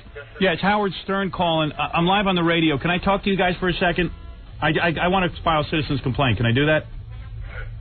Yeah, hold on a second. You want to report crime? Yeah. Hi, it's Howard. How you doing? Hello? Yes. Hi, it's Howard Stern. How you doing, Howard? Let me just work this through, and I'm not going to waste a lot of your time because you guys got a lot of important stuff to do. I was reading New York State law, okay? It's as recently as 3 years... on the radio right now? Yeah. Is that okay? Hold on a minute. All right, thanks. All right. It's the cops, man. They love me over there. That's at the 19th Precinct. These guys are good. Okay, so let me just run this by you and tell me if I got something going here. As recently as 3 years ago, the law was reviewed that adultery is a crime. The only reason that people haven't, arrested anyone for it is they didn't have it on videotape. Frank Gifford was caught on videotape committing adultery. I want to file a citizen's arrest. I'm not kidding. No, he's committed a crime. He committed a crime. I'm not kidding, officer. I know you guys over at the 19th. Lock him up. Bring him in. Well, how do you do that? I mean, how do I go about doing this? If I file a complaint, can you... Well, we're calling the police because we know of a crime being committed. Don't they then just go and arrest somebody? Yeah, how does it work, is what I'm asking. How does it work? Yeah, like we want to file a complaint against Frank Gifford for committing adultery, which is a New York State law that says you can't do it. I'm being serious about this. This will be like so unbelievable. The guy was they got him on videotape. He's a married man who is having sex with someone who is not his wife. And then I had these lawyers check the law. It is against the law to commit adultery, and in fact, it's punishable up to like a couple of years in prison. Well, Howard, you got to get the penal law, look it up, and figure it out. I'm telling you, I did. I swear to you, I did this last night. So what do we do now? I had a lawyer look it up. How do I file a citizen's arrest? And what did the lawyer tell you? The lawyer told me that the only reason that people haven't been picked up on this before is because they don't have proof positive. But in this case, we do because of the Globe pictures. The lawyer said to me, absolutely, you have something here that's actionable. I swear to God, I'm not making this up. I'm not kidding with you. I said, I'll file it because, first of all, it'll be good publicity for me. Second of all, why not? Why not do the right thing? Help Kathy Lee out for once. What is it that you're looking for? You're looking for... I'm looking for him to be arrested. No. As far as for you, what's it going to do for you? You'll be the person who got him arrested. I mean, let's face it, that's a big deal. I'm going to hold a press conference. For me, it's a big deal because I look like a crime fighter, and it helps me with the religious groups who all hate my guts. And all of a sudden, I'm a man of the Lord, and I don't like... hate your guts. You know why? Why? Because you're not any better. Right. Well, I am better. I'm barely better, but I'm not... Smidge. But in all seriousness, and not kidding around, not doing a bit for the radio, I swear to God I had a lawyer... look at you, swearing to God. Yeah, I had a lawyer check this out. He tells me, come on, I'm good to the cops, man. I'm not dicking around here. The lawyer told me that, in fact, there's a law on the books. It was questioned 3 years ago. It was upheld. Listen, truly, it's unconstitutional. Even though it's on the books, it's unconstitutional. But you're an officer. You're not a judge. Yeah, an officer can't make that distinction. Seriously. You can't sit and decide. Why don't you, I mean, if you really want to get down and dirty, why don't you just call his wife and tell her? Tell her what? She already knows. She knows. What do you care for? I care because I want to. If I see a crime being broken, I want to report it. And listen, why should they get away with it? Why should they get away with it? Why? Because they're rich? Constitutional. It is. No, it's constitutional. It was upheld. It's a New York State law. You're depriving somebody of their rights. No, I'm not. No. I'm telling you, I swear to you, officer. Why are you arguing with this police officer about the law? Yeah, listen, I swear to you, I could get the lawyer on the phone. He told me that it is a law on the books. The only reason that you guys never had to pick anyone up on it is you never had proof positive. This is the first time that we have it on videotape. I'm pressing charges right now. Who is your lawyer? Dominic Barbara. Dominic Barbara? Yeah. Where is she? He. Where is he? Dominic, if you're listening, please call in. I need your legal counsel here. Wait a second, officer. I'm going to get this guy on the phone. Gary, quickly get Dominic on the phone. He knows the whole law. And if it is a law, will you go arrest Frank Gifford? Officer, if I can prove to you that this is a law, would you go arrest Frank Gifford? It's unconstitutional. It's against No, but you can't do that. You're an officer. You have to uphold the law. The Constitution is determined by the justices. I'm telling you. I swear this is 100% on the level. I swear to you, I'm not making this up. Are you telling us you won't make Here's this Dominic. arrest? Here's the lawyer. Hold on a second. Swear to you. Let's talk to him. Watch. Dominic. Yeah, I have the book delivered there. I don't know why you don't have it. Well, come on. Help out the officer here. He doesn't believe me. Go ahead. You know, he knows. The officer knows. It's in the penal code where the married person has sexual relations with a person who is not his spouse. On the phone with Dominic Barber. Officer, please pay attention to this. This is important. You know something? What people do behind closed doors is their own business. But, officer, you can't do that. You have to make a citizen's arrest. Dominic, what do we do here? We got an officer who won't enforce the law. Actually, you have the penal code. You can read it to the officer, but I bet he has a penal code right near him. Name the penal code. What's the number? I don't have it. I don't have one near me right now. I believe it's section 1617. Dominic, I can't hear you. It's section what? 6017. Officer, section 6017 of the penal code says that a citizen has the right to make a citizen's arrest if someone is caught with adultery. Ask the lawyer, is it enforceable in New York State? Is it? Yes, it is. it actually is enforceable. The problem is, of course, is that in most of these cases, they don't have the proof. The Globe has the actual tape. The Globe has the tape, officer. It is absolutely a law on the books, and it's a law that was, and the law was reviewed 3 years ago. This is not some ancient law. And in addition to that, it was committed in the state of New York. Right near here. So we have jurisdiction. In the 19th precinct. No, listen. Laws were broken in the 19th precinct. I'm just turning this guy in. I swear to you, officer, I swear to you this is legitimate. Officer, can I ask you a question? Please, go ahead, Dominic. Can Stuttering John actually make a citizen's arrest if he knows the facts and a crime was committed?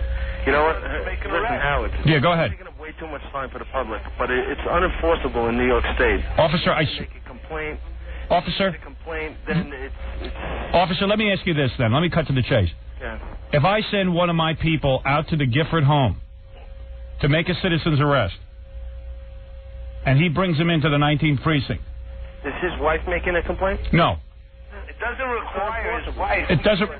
It doesn't require his wife. We cannot enforce it. Are you sure? Howard, I have a boss here that... let me speak to him. I have to go answer my... Please let me speak to your boss.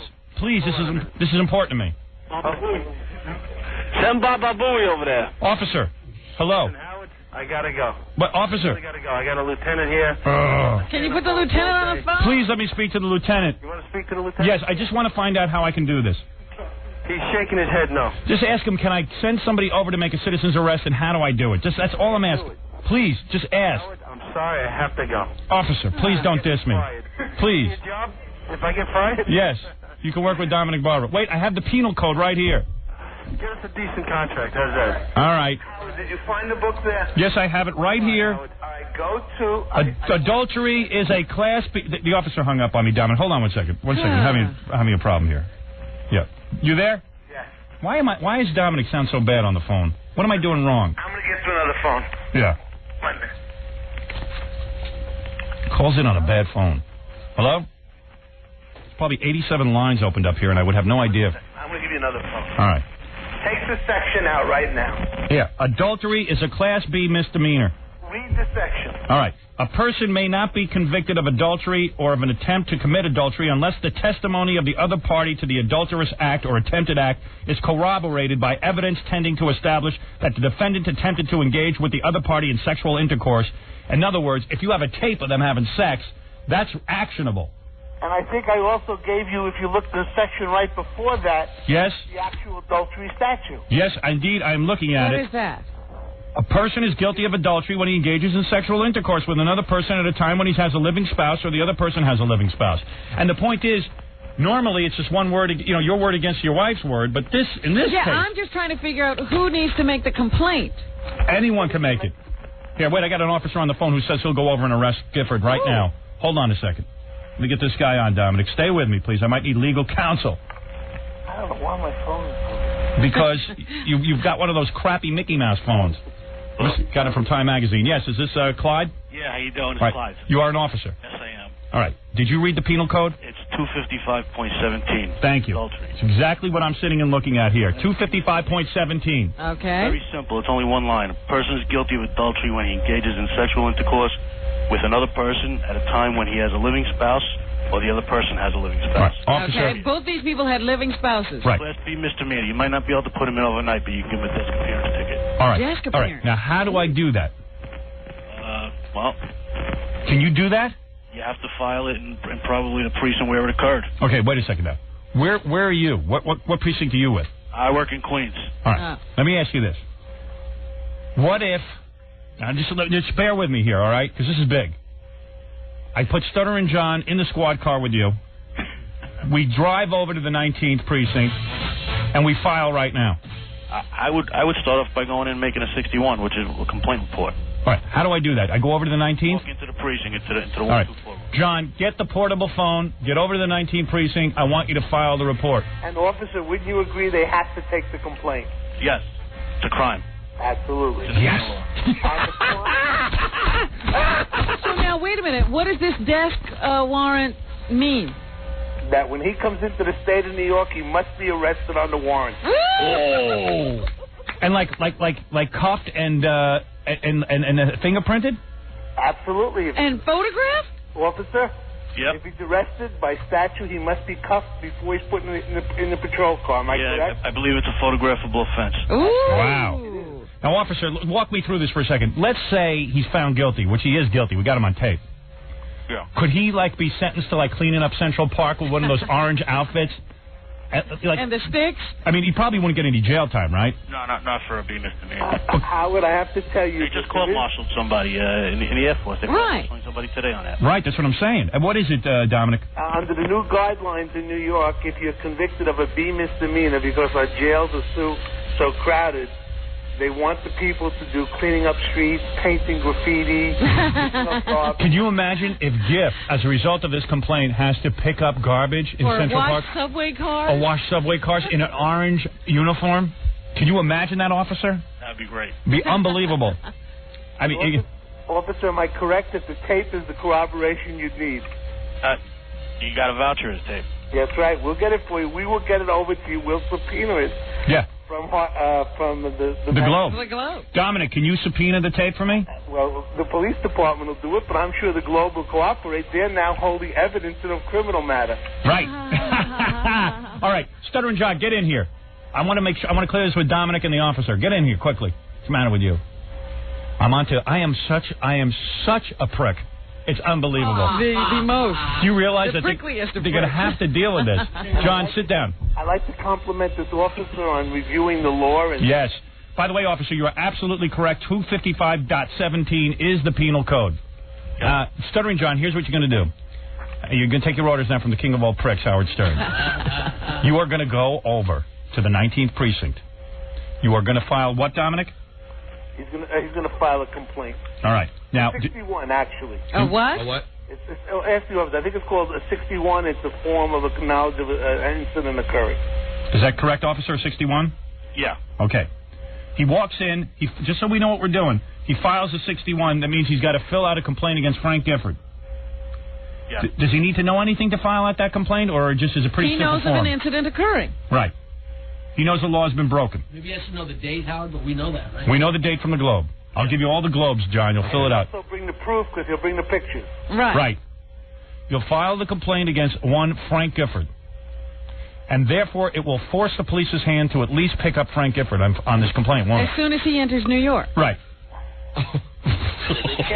They won't go to Connecticut to pick him up, but upon entering the state, anywhere the state of New York, they'll have a warrant, and that warrant would have to be answered, and he'd have to be handcuffed, taken to the precinct. He'd have to go through his pedigree. They'll take a full pedigree officer on an arrest. What would that be, a full pedigree? I thought he was of mixed blood, but what is a full pedigree? Just his height and weight and by information like that. I see. A full pedigree. Marital status. Wow. Hey, am I onto something, officer, or what? Sounds good. Yeah. I got an ironclad case. Right. I told Robin about this on the phone last night. I called Robin. I got to get to work, but F Jackie. Right. Thank you, officer. Oh, even the officer knows. But let me ask you a question. Yes. What happens if we keep seeing Frank Gifford come into and out of New York without getting arrested? Our fans will track him down and call the 19th precinct to tell them that a fugitive is in Manhattan. It'll be like America's Most Wanted. I mean, no one can escape our fans. Actually, any officer can make the arrest based on the warrant. It doesn't have to be an officer from the 19th precinct. Right, and it could be anywhere in New York at that point. And New York State. Every cop listens to me. Let's face it. We know this. I think Kathy Lee's doing something in New York in a couple of days. But she didn't do awards. anything. No, but Kathy she might be Lee, bringing Frank with her. You're right. Kathy Lee is going to be performing, actually, not in New York, but in New Jersey and Atlantic City, which will mean Frank will have 3 days free for Kathy Lee, and he could go out and get some bimbo. Yeah. Hey, Dominic, could a toll taker snag Giff?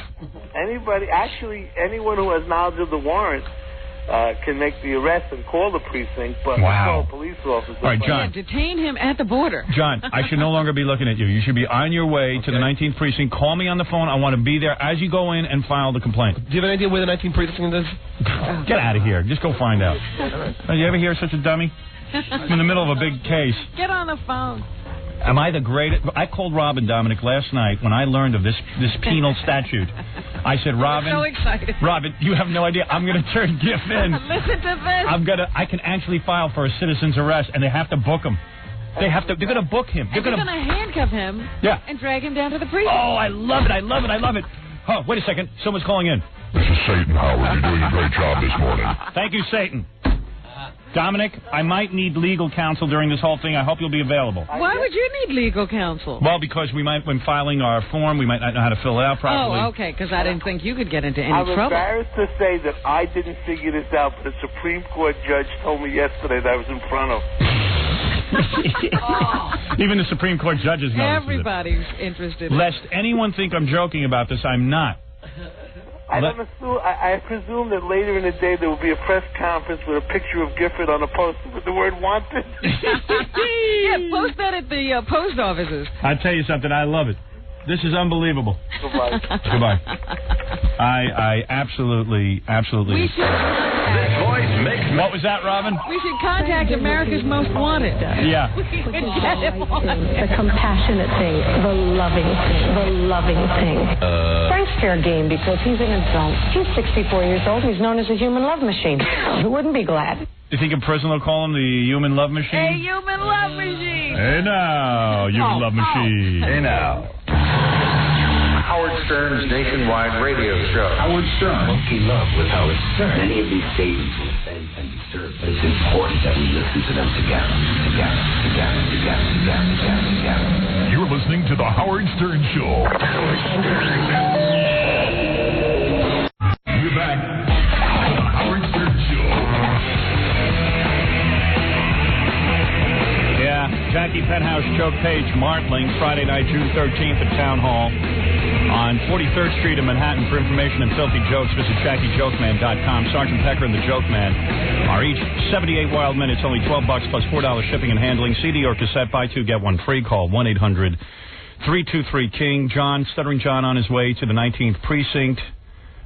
He is going to file a citizen's complaint against Frank Gifford for committing a crime in the state of New York. Now, stay tuned for that, because as soon as that is filed, that means all listeners will have to put out an APB for Frank Gifford so they can call the police and report on when he comes into New York State. Because he should be arrested. Yeah. And I would like it if all of our listeners would put up pictures in the post office of Frank Gifford.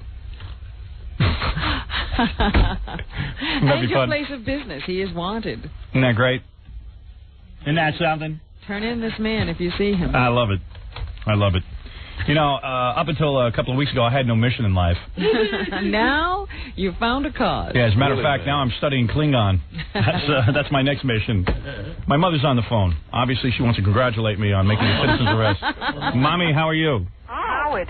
Yes.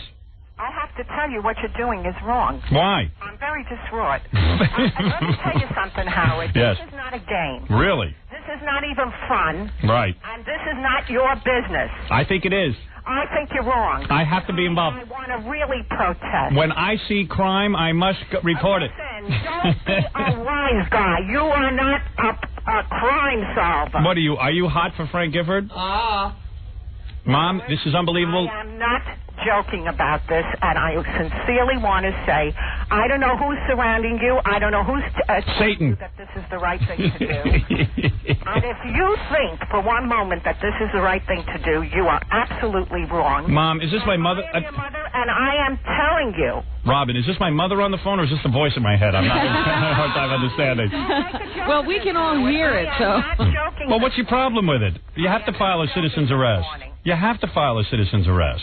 Who are you to cast the first stone? People are looking. What is wrong? Doing this. People are looking toward me for moral guidance. People that are in the judicial system, and they know what to do with him. No. And they know what to do about Do you believe my mother? My mother must be having an affair. Did you think it's all right to cheat on your wife? Listen, I do. Don't start asking me questions, because I am not the judge and the jury here. I am telling my son what he is doing is wrong. I don't see what's wrong with it. I'm supposed to do this stuff. Call me later, and we'll discuss it thoroughly. Really? I'm not calling you. I don't need to. Hey, let me tell you something, Mommy. I am 43 years old. You are 43 years old, and you're doing the wrong thing, and I'm ashamed to tell you. I don't care. I am 43 years old. I'll do what I want. You'll do what you want? That's right. You're doing wrong, and I am still here on this earth to tell you you're doing wrong. What are you still doing on this earth, by the way? What 43-year-old guy has a mother who's still alive? Plenty of them. Let me tell you, Howard. And you know what? She's in terrific shape. It's not going anywhere. Not going anywhere. You know what keeps her alive? She may be the one who breaks the mold. I don't think she's going. That's impossible. You know what keeps my mother alive? Watching me. I know, but before I go, I'm going to still tell you what's wrong. Mom, the people are counting on me. Well, your father says it's wrong. Well, my father cheats, that's why. Yeah, your father doesn't cheat. Listen, I'm going to say something to you, Mom. I don't know that listen, the day might come where I have to cheat. The day might come where I might fall. Howard, don't even discuss. Now, listen to me. I'm not saying that I'm a better human being. You will never cheat, and don't even discuss that with me. I can keep hope alive, can't I? Listen, Mom. You can hope. That's about it. All right, Mom, listen to me. Then why is she against the turning in of Frank Gifford? That will strengthen your resolve not to cheat. Right. For fear of arrest. Turn him in, Robin. How about you doing that? You think that's the right thing for you to do? I didn't think of this. I'll tell you that much. Well, Mom, I tell you what. Because you're my mother, I am going to sit here now and really think this through. You're the only. Really think it through? Yeah. You better think it all right, through. Ma. You act as if his soul is in peril. And he'll be sending other people on errands like I'm not sure I understand your point, quite frankly. You what? I'm not really sure I understand your point. You don't understand my point? When crime is committed, we have to make a citizen's arrest. We really lost the way. We really lost our way, you and I. Wow. What crimes do you turn in people for? Listen. Do you think Giff is innocent? I say a person should be punished. Well, there you go. This is not my son's job.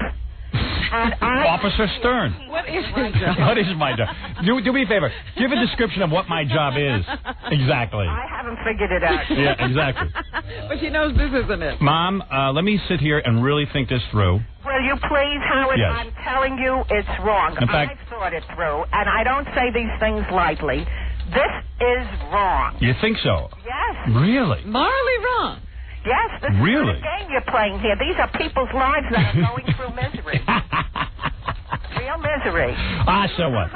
Oh, big deal. He's been through this plenty of times. He's going to be free to date soon. That's not so misery. Business. Oh, yes, it is. No, it's not. All right, John is on the phone, Ma. Let's talk to Stuttering John. You tell John that I said he should not do this. All right, let me go handle this, Mommy. All right, thank you. Yes, Father. Listen, I feel it's a compounding of a terrible pain these people are going through. Yes, that's my job. No, they're going through the pain, not you. How come I can't hear you so good? I don't know. All right, I'll hang up. No, you're fun. You're all right. What is it, Dad? I feel you're compounding a pain that people are going through, and they have to work it out on their own, not with any nonsense on their side. What's with you guys all of a sudden getting all moral on me? Let me tell you, first of all, it's a male society. You're going to turn off a lot of males. Listen. Oh, that's a terrible thing to say. No, I'm just saying it. Well, I tried to point that out to him this morning. I said, some people will perceive this as turning on a brother. Right. No, I didn't think of it that way. I did point that out. I know one day I'll get caught and they'll turn me in. Yeah, right away. Right away. Giff will be on the phone. I want to make a citizen's arrest. We're just reporting the crime. It's the Globe. Right. Well, let them do it. No. I want the credit. It shows you they didn't do it. Really? That's right. Oh, no, they just turned him into his wife and the rest of the world. They're the ones that did wrong. That's their problem, not yours. Right. So I also feel what your mother said, and I'm 100% behind her. Well, I'm really behind you, too. In fact, if I ever get caught cheating, I hope people wouldn't do this to me. Don't even talk about it. What are you? Ma, I have a lot of temptation in my life. You don't understand. Right now, this gag, you're at the top. Anything more, bring it down. You already made your point? Oh, I don't think so. Oh, I do. All right, let me think it through. Okay. All right, thanks for the moral advice. Okay, John, you ready to go in? Yeah, I'm ready. Okay. Did you think it through? Yeah, I thought it through. They're absolutely insane. This is the greatest thing I've ever done. Turning in Frank Gifford to the cops. You gotta figure, if Frank Gifford could catch you in something, he'd certainly turn you in. Hey, man, I'm just doing it to him before he does it to me. Come on. It's a dog-eat-dog world. Yeah, right. You know he'd do the same to me. John, you got to report this to the cops. Yeah, hasn't Frank Gifford actually threatened you with bodily harm? Yeah. Yeah. How do you think I feel? He shouldn't dick around with me. Hey, John, at least let's go in, and now let's get the papers to fill out. Okay, I'm walking up the precinct steps now. All right, go ahead. And I'm going to walk in right now. Stuttering John at the 19th precinct. I hope John doesn't get thrown out. They can't. They might arrest him. Oh, so you're here to make a citizen's arrest? Okay. He wants to fill out a complaint. Right. Okay, I'm walking up to the desk right now. Go ahead, John. How you doing, officers? I'm here to make a citizen's arrest, if I can. Listen to him. Yeah, arrest him. Captain's going to be out and okay, the captain's going to come out and talk to me. You're going to end up in jail. They already alerted we were coming. John, you're going to end up in jail. Have you done anything lately? John, you haven't been busted. John got busted for peeing in the park. Yeah. You got any outstanding warrants? No, I don't. Just that I'm not carrying anything. Just he doesn't have a job. That's the only thing his problem is. Hey, don't pay any attention to my parents. They're getting senile. No, I know. You know what I mean? They're from a different era. Who else should do this other than you? You see, man, if I had listened to my parents, I wouldn't even be on the radio. Well, that's true. Yeah, my dad was like, you can't go on the radio. You don't speak well. I'm not going to listen to them. Who wants to listen to that foolishness? Yeah. About 10 million people, okay? Maybe 18. 85 million people. What you're doing now, you're at the top. You're right. But any further, and you will go fall. Yeah, but now all of a sudden my father's a comedy expert. Did you hear that? Your bit now is funny, but any further, you will not be funny. I mean, like he knows. It's not a funny bone. Yeah. The son of a gun made $25,000 his best year, and he's telling me what's funny. You know what I mean? You know what's funny, Dad? If you could have afforded a car for me in high school so I could get laid, that's funny. Yeah, right. Not a funny bone in my father's entire body. He's calling up with my mother. What's funny? On the top.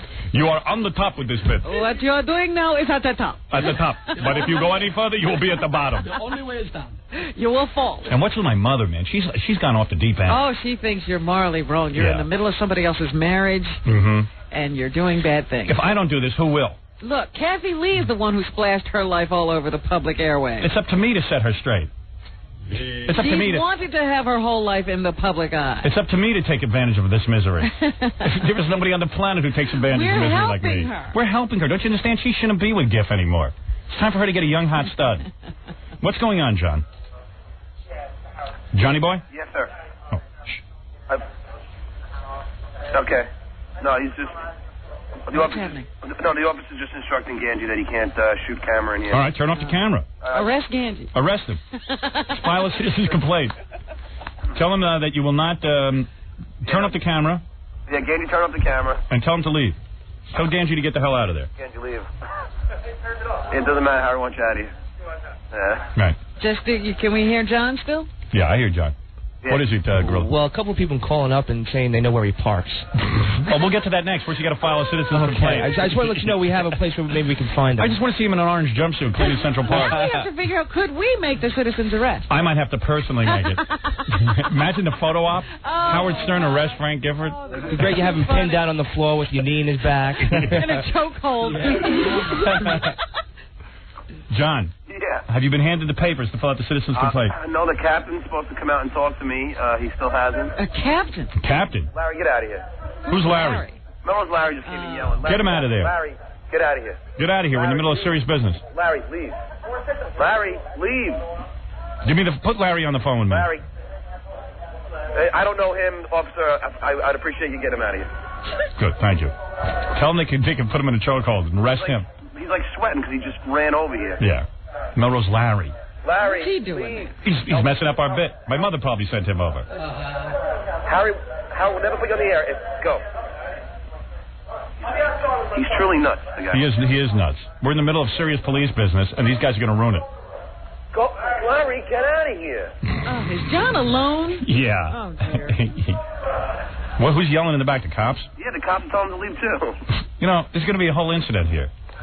We're trying to file something serious. I know, and it doesn't help having Larry in his stupid pants here. If the cops were around, you could just kick him in the nuts and get rid of him, but... You know what? Larry's really harmless. Yeah, but no, how? I know, he could mess up something. We're trying to be taken seriously. Yeah, he just went to the front desk yelling. Yeah, well... Frank Gifford's an adulterer.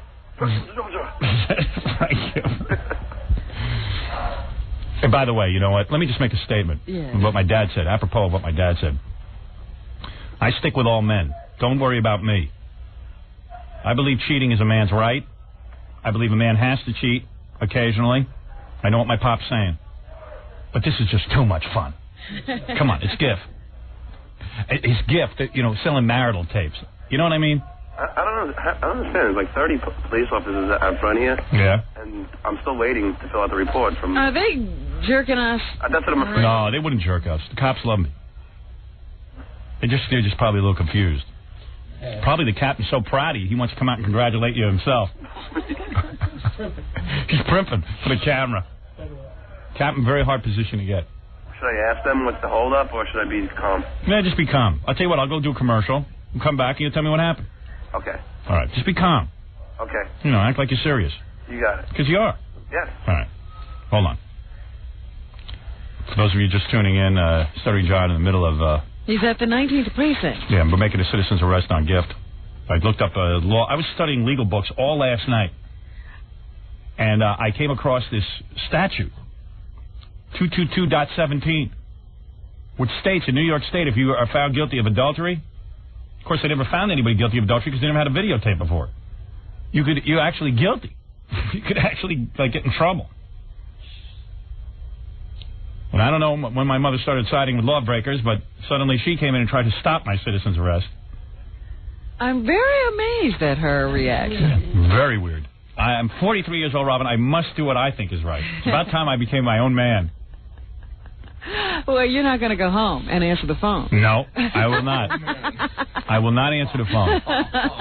I will not answer it. He's going to call you. I don't care. I'm doing what I think is right. If Franklin Delano Roosevelt had listened to his mother, he might not have become the president. You understand? Sometimes you got to part company with your parents. Well, she agrees with you that adultery is wrong. Who's on line 17? John, quickly, Robin. There has been a development. Yes, John. What happened? What is it? John? Yeah. Yeah, I'm sorry. What's the development? I am here with the captain. Good. And he told me that only Kathy Lee could arrest. As per the legal bureau, only Kathy Lee could arrest Frank. But you know of the incident. Why can't you report it? Ask him. I know of the incident. How come I can't report it? I mean, we have pictures and everything. I'm not a proper complainant. I don't understand that. He says I'm not the proper complainant, and it would have to come from Kathy Lee. It would have to come from Kathy Lee. Because she's married to him, I guess. But she doesn't know any more about this crime than we do. I might have to send a lawyer down there with John. Yeah. To straighten this all out. As far as I can tell, she has the same information we have. The captain wouldn't speak to me, would he? Captain? Okay, hold on. I think he's calling, legal right now again. Oh, good. Okay. All right. They're going to check into the legality of it. Yeah, because I don't understand why that would be the case. John, I tell you what. You hang on.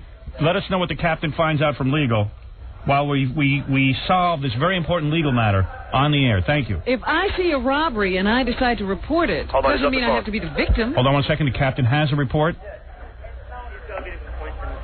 You want to tell Howard, Captain? He doesn't want to tell you. Okay. What is the captain saying? He says that Kathy Lee is the only one who could arrest Frank. All right, I tell you what, I will go back to legal counsel. We have to go to our counsel. Right, I will go to the bloated attorney, Dominic Barbara. Dominic, if you're listening, could you please call in? Obviously, we've hit a legal snag. We have a loophole. We found a loophole. Yeah, because Howard, I have the pictures out and everything. He says it doesn't matter. Show the captain the pictures. I have the pictures right in front of the captain. Yes. He looks interested in it, but he doesn't. He's interested in the evidence. Well, he's shaking his head no. But, yeah, I see. But he says that he just can't do it. He can't, huh? Well, I don't understand. Captain, I can't even file a complaint. Ask him if he can have the form to file the complaint and bring it back to the studio. He's going to call and see if I can file the 61. Oh, good, okay. Yeah, let us file the 61 as long as we're down there, and then if it holds up under the law. All right, he's on the phone now to see if I can file it. I'm afraid some other radio show beat me to it, so I want to at least have my first complaint in. I want to get credit for this. I mean, I'm the one who's up with the legal books all night. Well, why didn't you see this coming? I'm telling you, I don't think the captain's right on this, so, All right. I think we can file the 61. Yeah, he's going to find that out now. All right, I'm going to put you on hold. Okay. All right, genius. There you go. Kathy Lee's too distraught to file. Yeah. This voice makes men cheat. Frank did what he always does, which is the right thing, the compassionate thing, the loving thing, the loving thing. The loving Frank's fair game because he's an adult. He's 64 years old. He's known as a human love machine. Frank Gifford, the White Ike Turner. Yeah. Cheat now? Do I? Yeah, I do. Fun. You heard that voice. Yeah, I heard it and I want to cheat. Any girls want to cheat, get down here quick. Well, we'll be right back. I just got to, I got to get my lawyer on the phone and make sure I'm doing this all right. Now, I have to say one thing.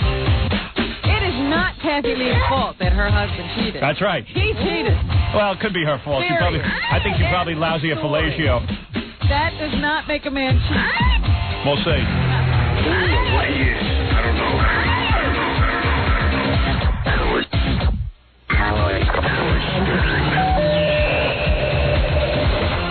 97.1 The Eagle.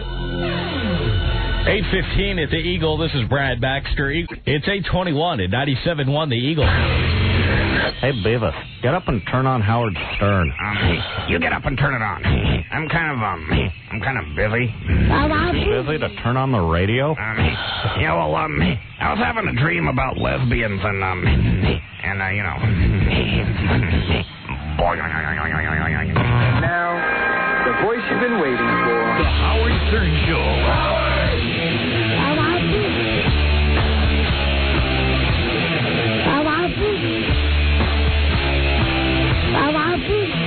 Yeah, Baba Booey to you, too. Got Brazilian television stopping by later. Let me give them an earful. Hey, you know, I got Dominic on. This is getting complicated. Here's Dominic and Stuttering John. I'll tell you what we've learned. We've learned that either I don't know anything about the law or Dominic doesn't. Dominic. Yeah, number one, the Mrs. Gifford is not the complainant. That's incorrect. Number two. Why is everybody's phone level so low today? Do you have 10 million lines open? I don't know. I don't think so. Number two, that where we have to send Stuttering John is to the district attorney's office at 9 a.m., not the police precinct, because they've just not wanting to get involved. The district attorney's office is where she is not the complainant. And finally, Mrs. Stern, don't be mad at me, please. My mother, man. Please. She's on fire with this. Yeah, I just respect and love her. You know, I don't want to be at me. It's like a bad omen. She'll get over it. Yeah. She's a big girl. She'll get over it. All right. So, to the DA's office. All right, thanks, Dominic. Center Street. Hey, John. Yeah. Did you get the complaint? No, the captain hasn't come out since the last... Oh, he wouldn't even give you the piece of paper. No, I mean, I have asked the officer if I can talk to him, and not seem to... Everyone's just kind of, like, avoiding me. All right, well, we'll keep working on this. Why don't you send it... Where's the DA's office? Where's the DA? You can definitely make them fill out a 61 incident report no matter what. The district attorney's office at Center Street. Okay. Right next door to 100. I think it's 80 Center Street. Yeah, Johnny, just get me the 61 form, all right? Bring it back here. All right, so I should get it from here. Yeah, and then... Get a blank 61. Just get a blank 61. Bring it back here. I'll fill it out. We'll send you down to the DA's office. Okay. All right, man. Okay. All right, I got that all worked out. You're trudging ahead. It doesn't matter how many obstacles you find. That's absolutely correct. Absolutely correct. Right now, Frank Gifford is still a free man. That's right. Hey, so anyway, let me just go over a couple of things that are going on here. Capable of committing this crime again. Yeah, I mean, it's the 3-day weekend coming up. America's not safe. You know? I mean, I think my parents have flipped their wigs. We're trying to prevent something. I'm trying to keep America's women safe from Frank Gifford. All right, let's take bets. Who do you think? Do you think they'll get a divorce, Frank Gifford, Kathy Lee? Ooh, that's a tough one. I'll bet money on it. I'll tell you what I think. What time frame? What time frame? That's all you want, time frame? Within 6 months. Oh, you think they'll weather this storm, pretend that they're going to keep it together, and then quietly divorce? I'm saying within 6 months, I believe they will file for divorce. But they're not separating right now. That's correct. Not today. I can't tell you what's going to happen today. But, Maybe a fist fight. Yeah. Let's see. Do I think they'll get a divorce? Jackie Marling, what do you think? I'm trying to think about your action here. No, so you would win if one of them files for divorce. Within 6 months. That's right. Within 6 months' time. Okay, I'll say you're wrong. Okay. How much you want to go? 100? 100, I'll say you're wrong. Okay, you're on. Oh, for 100, I'll say you're on. All right, you're on. We're talking. This is a big deal, though. Well, I don't know. You want to make it more? Make it more. I'm telling you, within 6 months, Kathy Lee will file for divorce. Here's Stuttering John. I figure they'll last another year. Stuttering John's at the 19th Precinct. Yes, Stuttering John. Hello.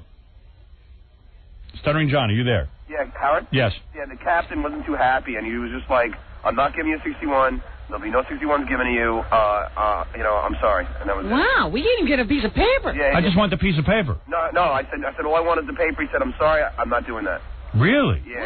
I wonder why. Why the hostility? I'm the guy who supports the police. Yeah, I know you do. I was very surprised by it. I mean, what's with the captain? What's up with that? Nothing. What's up? What's up? What's up with that, Captain? What's up with that? Hey, Captain, come on. I'm just trying to be a good citizen, like Hitler Youth. It seems like his hands are tied, if you know what I mean. Is that right? Well, one who's time. in Who's in there, Kathy Lee? But if you like, should I go by the DA to see if I can get a 61 from there? Yeah, ask the DA for the 61. Yeah, I mean, they'll have to take the call. Yeah, call me from the DA's office. Okay. All right, goodbye. Man, it's tough to report a crime. Yeah. No wonder our crime statistics are down. They won't take any reports. You know how they say, like, black people in the ghetto should report on each other? You can't. Now, I understand their problem. You can't. But I'm figuring crime statistics are down. They just don't take any reports. I know, you want to turn a guy in and you can't. I tell you something. You see, the law is weighted in favor of the rich. There you go. There you go again. The white man always beats the system. The white Frank Gifford. All right, the very white. So white. No wonder OJ's free. Oh. Really, man. I mean, really, you can't get anybody in jail anymore. Really, man. I just want someone to clean up Central Park, that's all. With that orange jumpsuit. I want to supervise that. Because we could definitely send a crew out to follow him around when he's doing his camera crew service. Oh, absolutely. You imagine. That would be the fun. Yell things out. Yell, yeah. Adulterer. Hey, football great. Where's your leather helmet?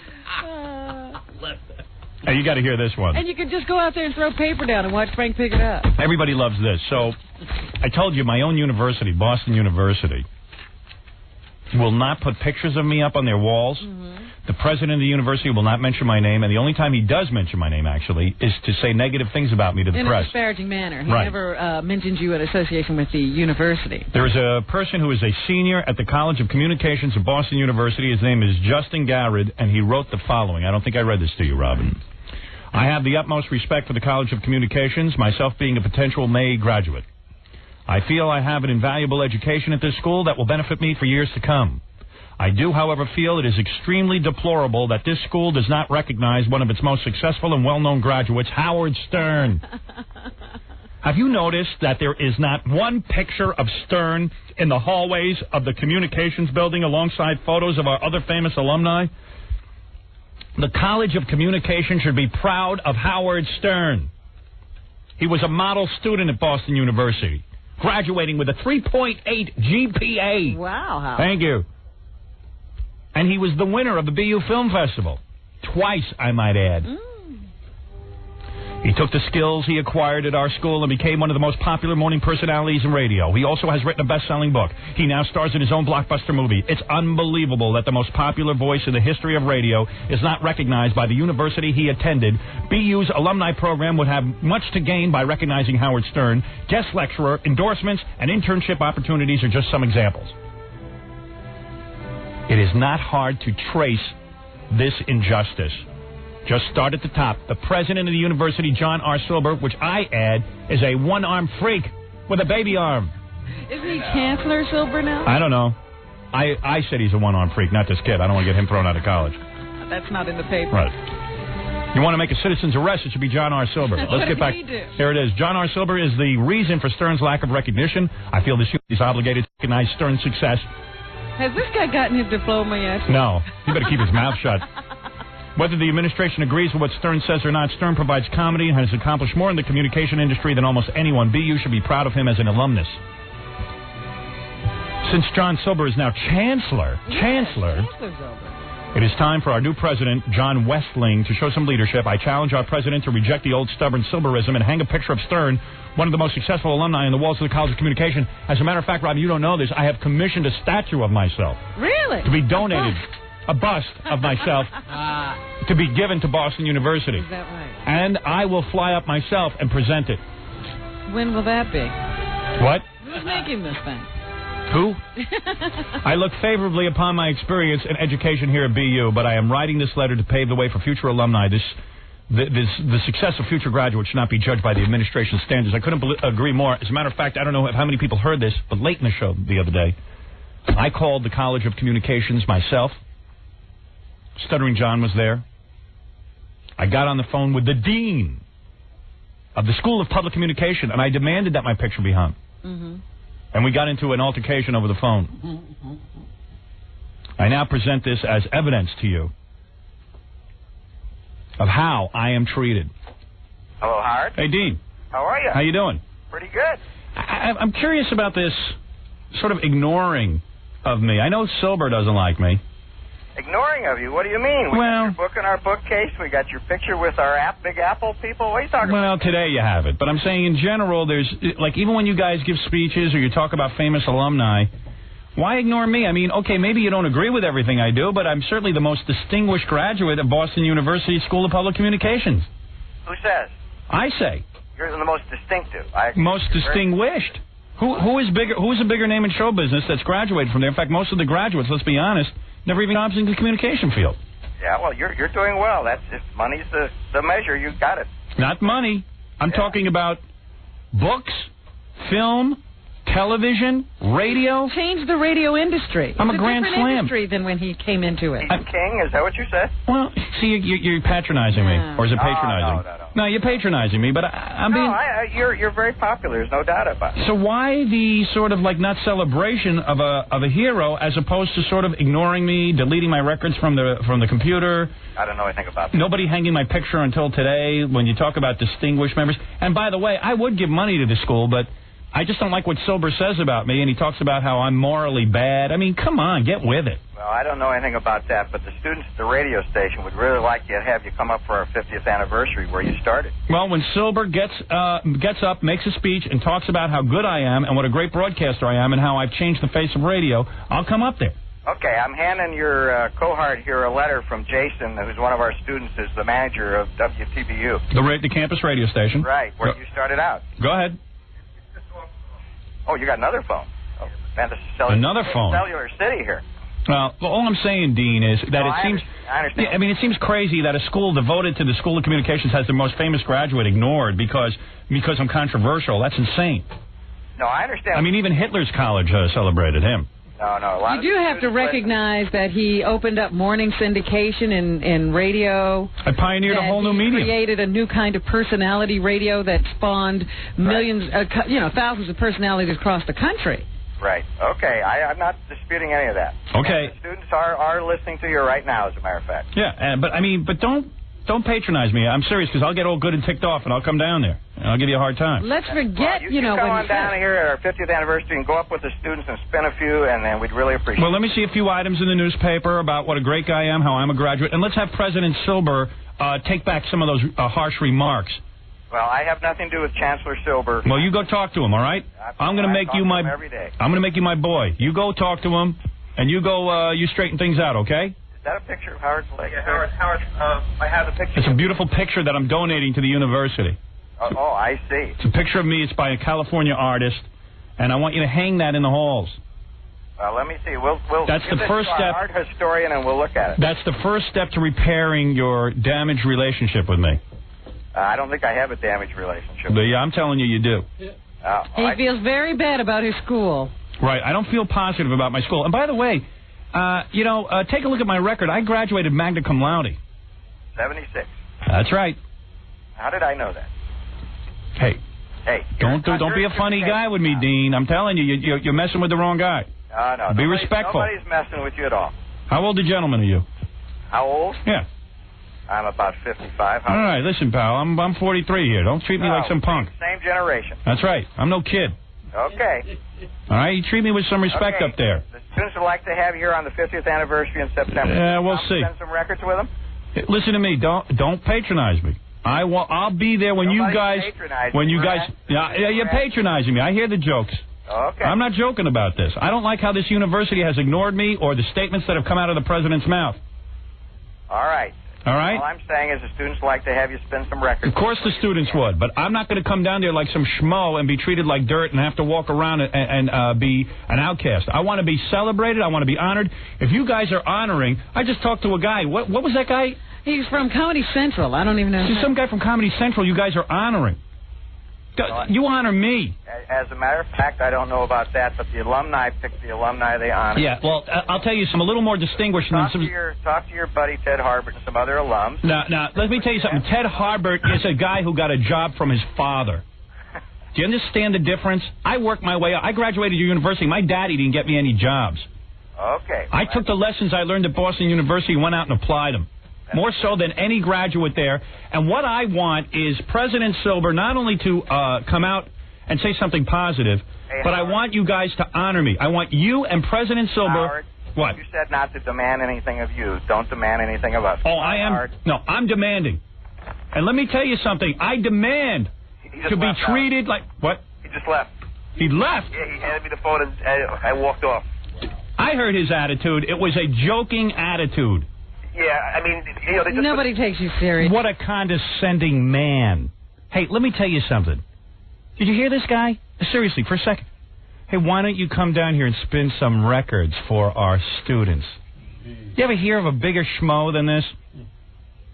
Why don't you come down and spin some... First of all, I don't even spin goddamn records. I'm horrible at it.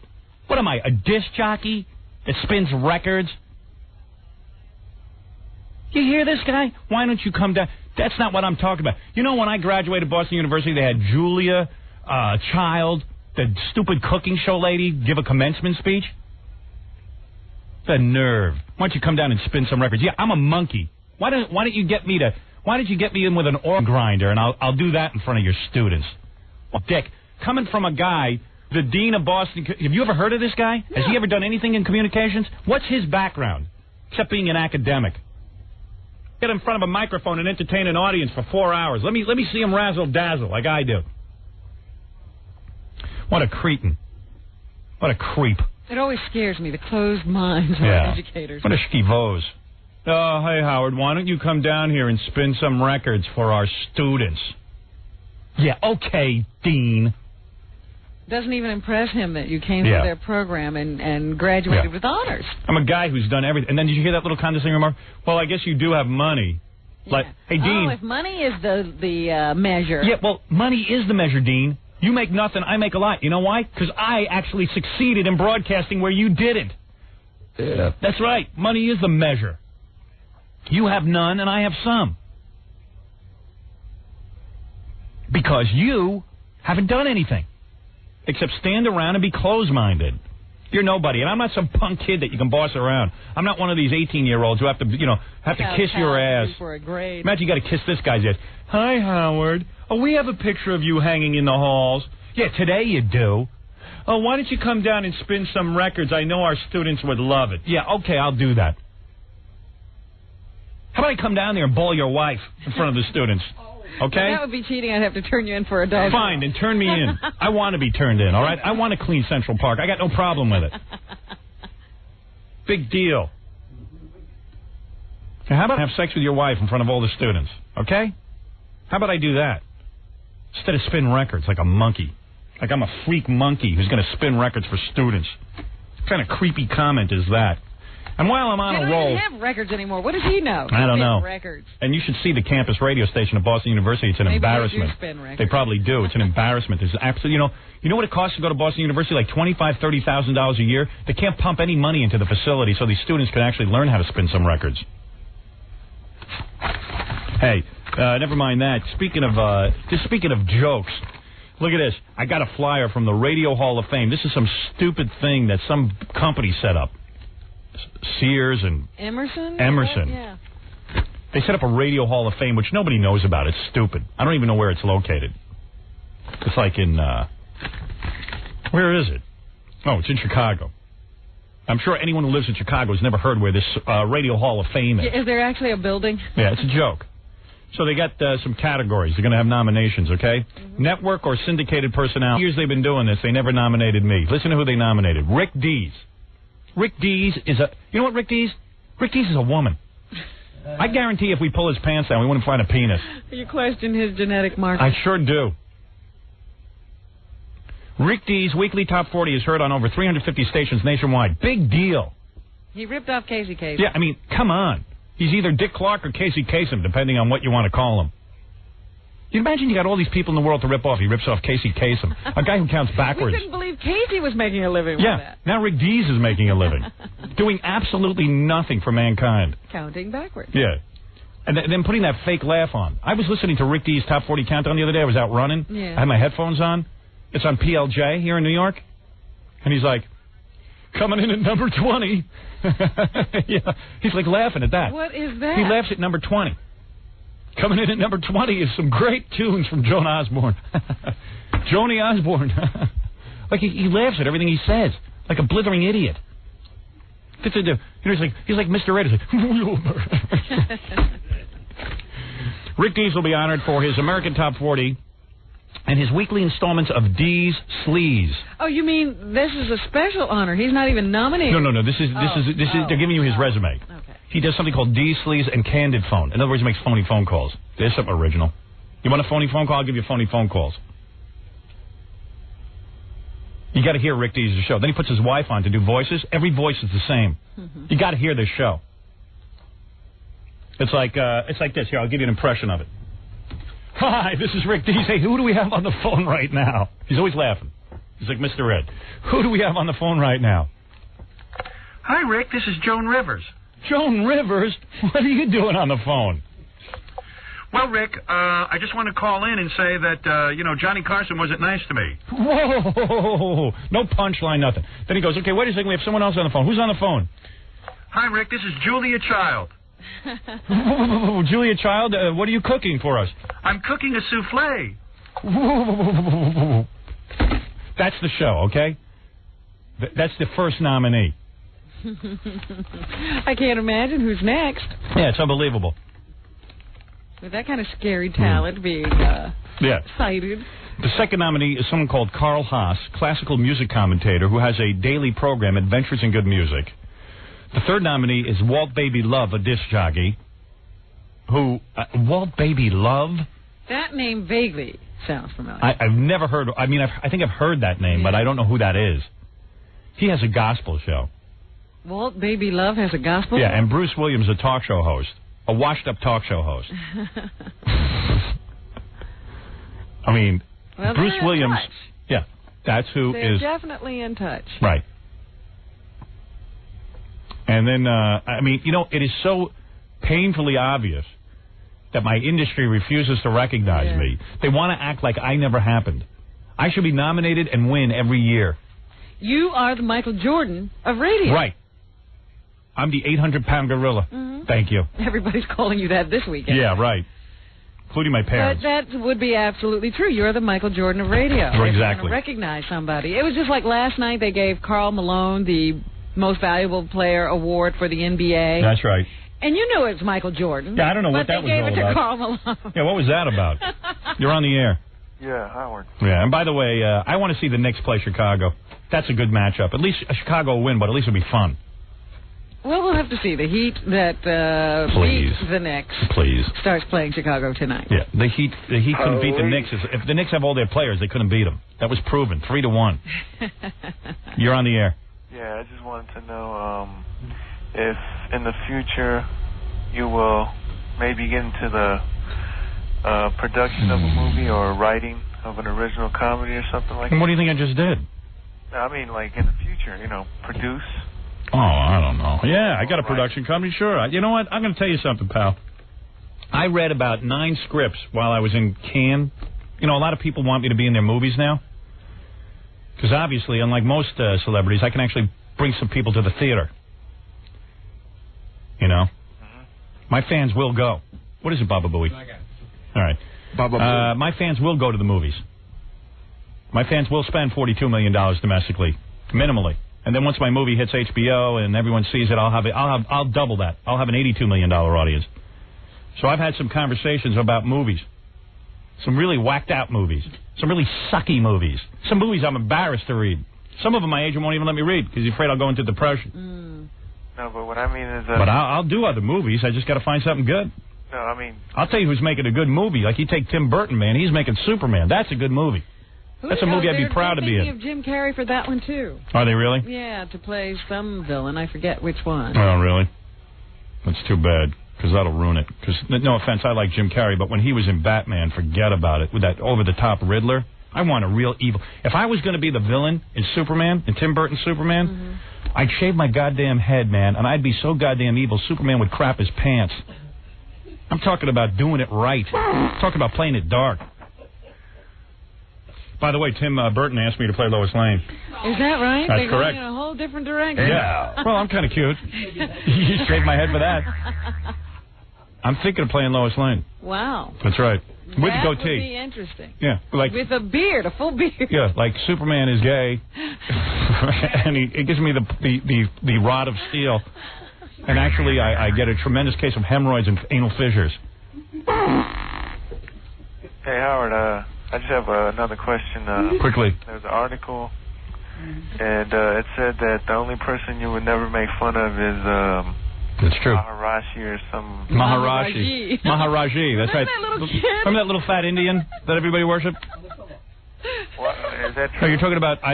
Well, it's not that I wouldn't make fun of him. If he did something to that I could make fun of, I would. I do transcendental meditation. Is that what you're talking about? They said the Maharishi Mahesh Yogi, yes. Oh, the Maharishi Mahesh Yogi. Yes. Well, I consider him to be a pretty wise guy and everything. You know, smart man. There's nothing that I would make fun of about him.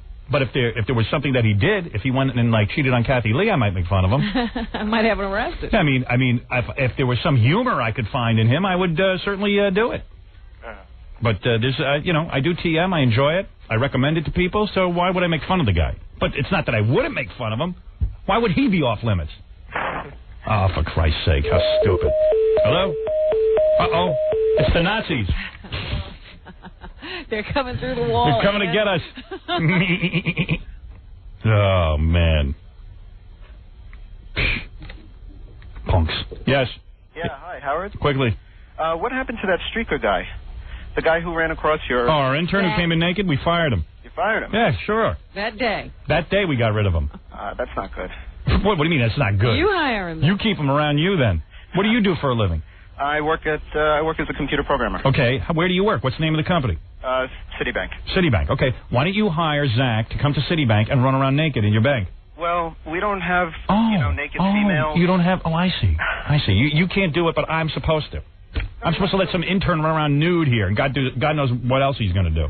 Well, we generally don't have... And then the guy went on Access Hollywood and badmouthed me. Don't think I'm not keeping track of that. How did he badmouth you? He went on the air and said that, like, hey, man, Howard Stern's supposed to be so wild. Why'd they fire me? We fired you because we don't know what you're up to next. Yeah, that's the operative word there is Howard Stern is wild. Yeah, not you. We don't pay other people or not pay other people to be wild. You're goofy. Exactly. Well, even Tom came to me and said, hey, listen, I'm not letting this guy stay in the building because if you're telling me that this guy can do this, that means any intern could start doing all kind of weird things, and we got to put up. What he'll do next. So, yeah, of course we got rid of him. But did that jeopardize the internship program? No. Hell no, we got plenty of interns. Just his internship program. Yeah, he's the only one we had a problem with. He's the only one that got naked. Yeah. Oh, okay. Yeah, as far as I know. If any other interns want to get naked... They didn't come in here. They didn't come in here. We got some new intern now to replace him that is real cool. Her dad is like an astronaut. Yeah? Yeah. That's good. And he was nude in space. No, stop. But for someone who has a lot of guests that come in naked and everything... Jerry just came in. He says, hey, we got an astronaut's daughter. The guests don't work here. Yeah. I don't know. Yeah, douchebag. Figure it out. Here's a guy I'm trusting around my computers and everything else, and I'm giving him access to the whole office. That's true. And we can't even trust him. Cannon. Yeah. Well, all right. You know, I don't want to deal with it. I like the kid too. He's kind of neat and everything, but I can't deal with that. I don't like him anymore at all. Really? I'll tell you why. Because he went and did that stupid. Oh yeah, show. yeah. And I'll tell you, he's so clueless because Grillo ran into him on the street like a week ago, and he think we all still love him and stuff. Yeah. We all think it was like a really funny thing. No, we don't. And Grillo goes, man, you do it. Yeah. If anybody calls here and says you want a reference on him, I'll say, yeah. If you hire him, he'll go on television. I'll tell you this much: a lot of people that I've talked to love the show. They did. It's not a question that it wasn't a good show, but I don't need him to come up with ideas for my show. That's true. No. You know what I mean? I need him to go out and do some work for me. Basically. And there are ways to contribute to the show. Yeah. If he wanted to be naked, all he had to do was tell me. I would have had him in here naked. But then you could be just like Regis Philbin, sit back, let Kathy leave. Yeah, you know what? The day I'm like Regis Philbin, then you shouldn't listen, okay? I'm sorry. All right, douchebag? Thank you. I still say this guy's not going to hire him. Yeah. He Let me wants see. you to hire him. Let's see. I'm supposed to hire all the rejects of the world. We got interns this semester from Yale and Harvard. Yeah, cool. And Purdue. Yeah, that's what we need. Baba Booey. We got an efficient organization. Purdue. Frank Purdue. What is it, Purdue? Purdue. Is there a Purdue University? Yeah, there is a Purdue. Right. Where's the girl whose dad is an astronaut? She's out there now. Tell her to come in, man. Okay. Let's find out about her Do you dad. know the name? Yeah, Jim Lovell. It's Amy Lovell. Oh, sure. No, I don't know. No. I don't know. Amy Lovell. Lavelle. I'm not laughing. I don't know. It's one of these astronauts. It's like her dad walked on the moon or something. I don't think so. Yeah. Hey, Amy. How you doing? Wow. And you look real responsible. Like you're not going to come in here streaking nude. Someone said...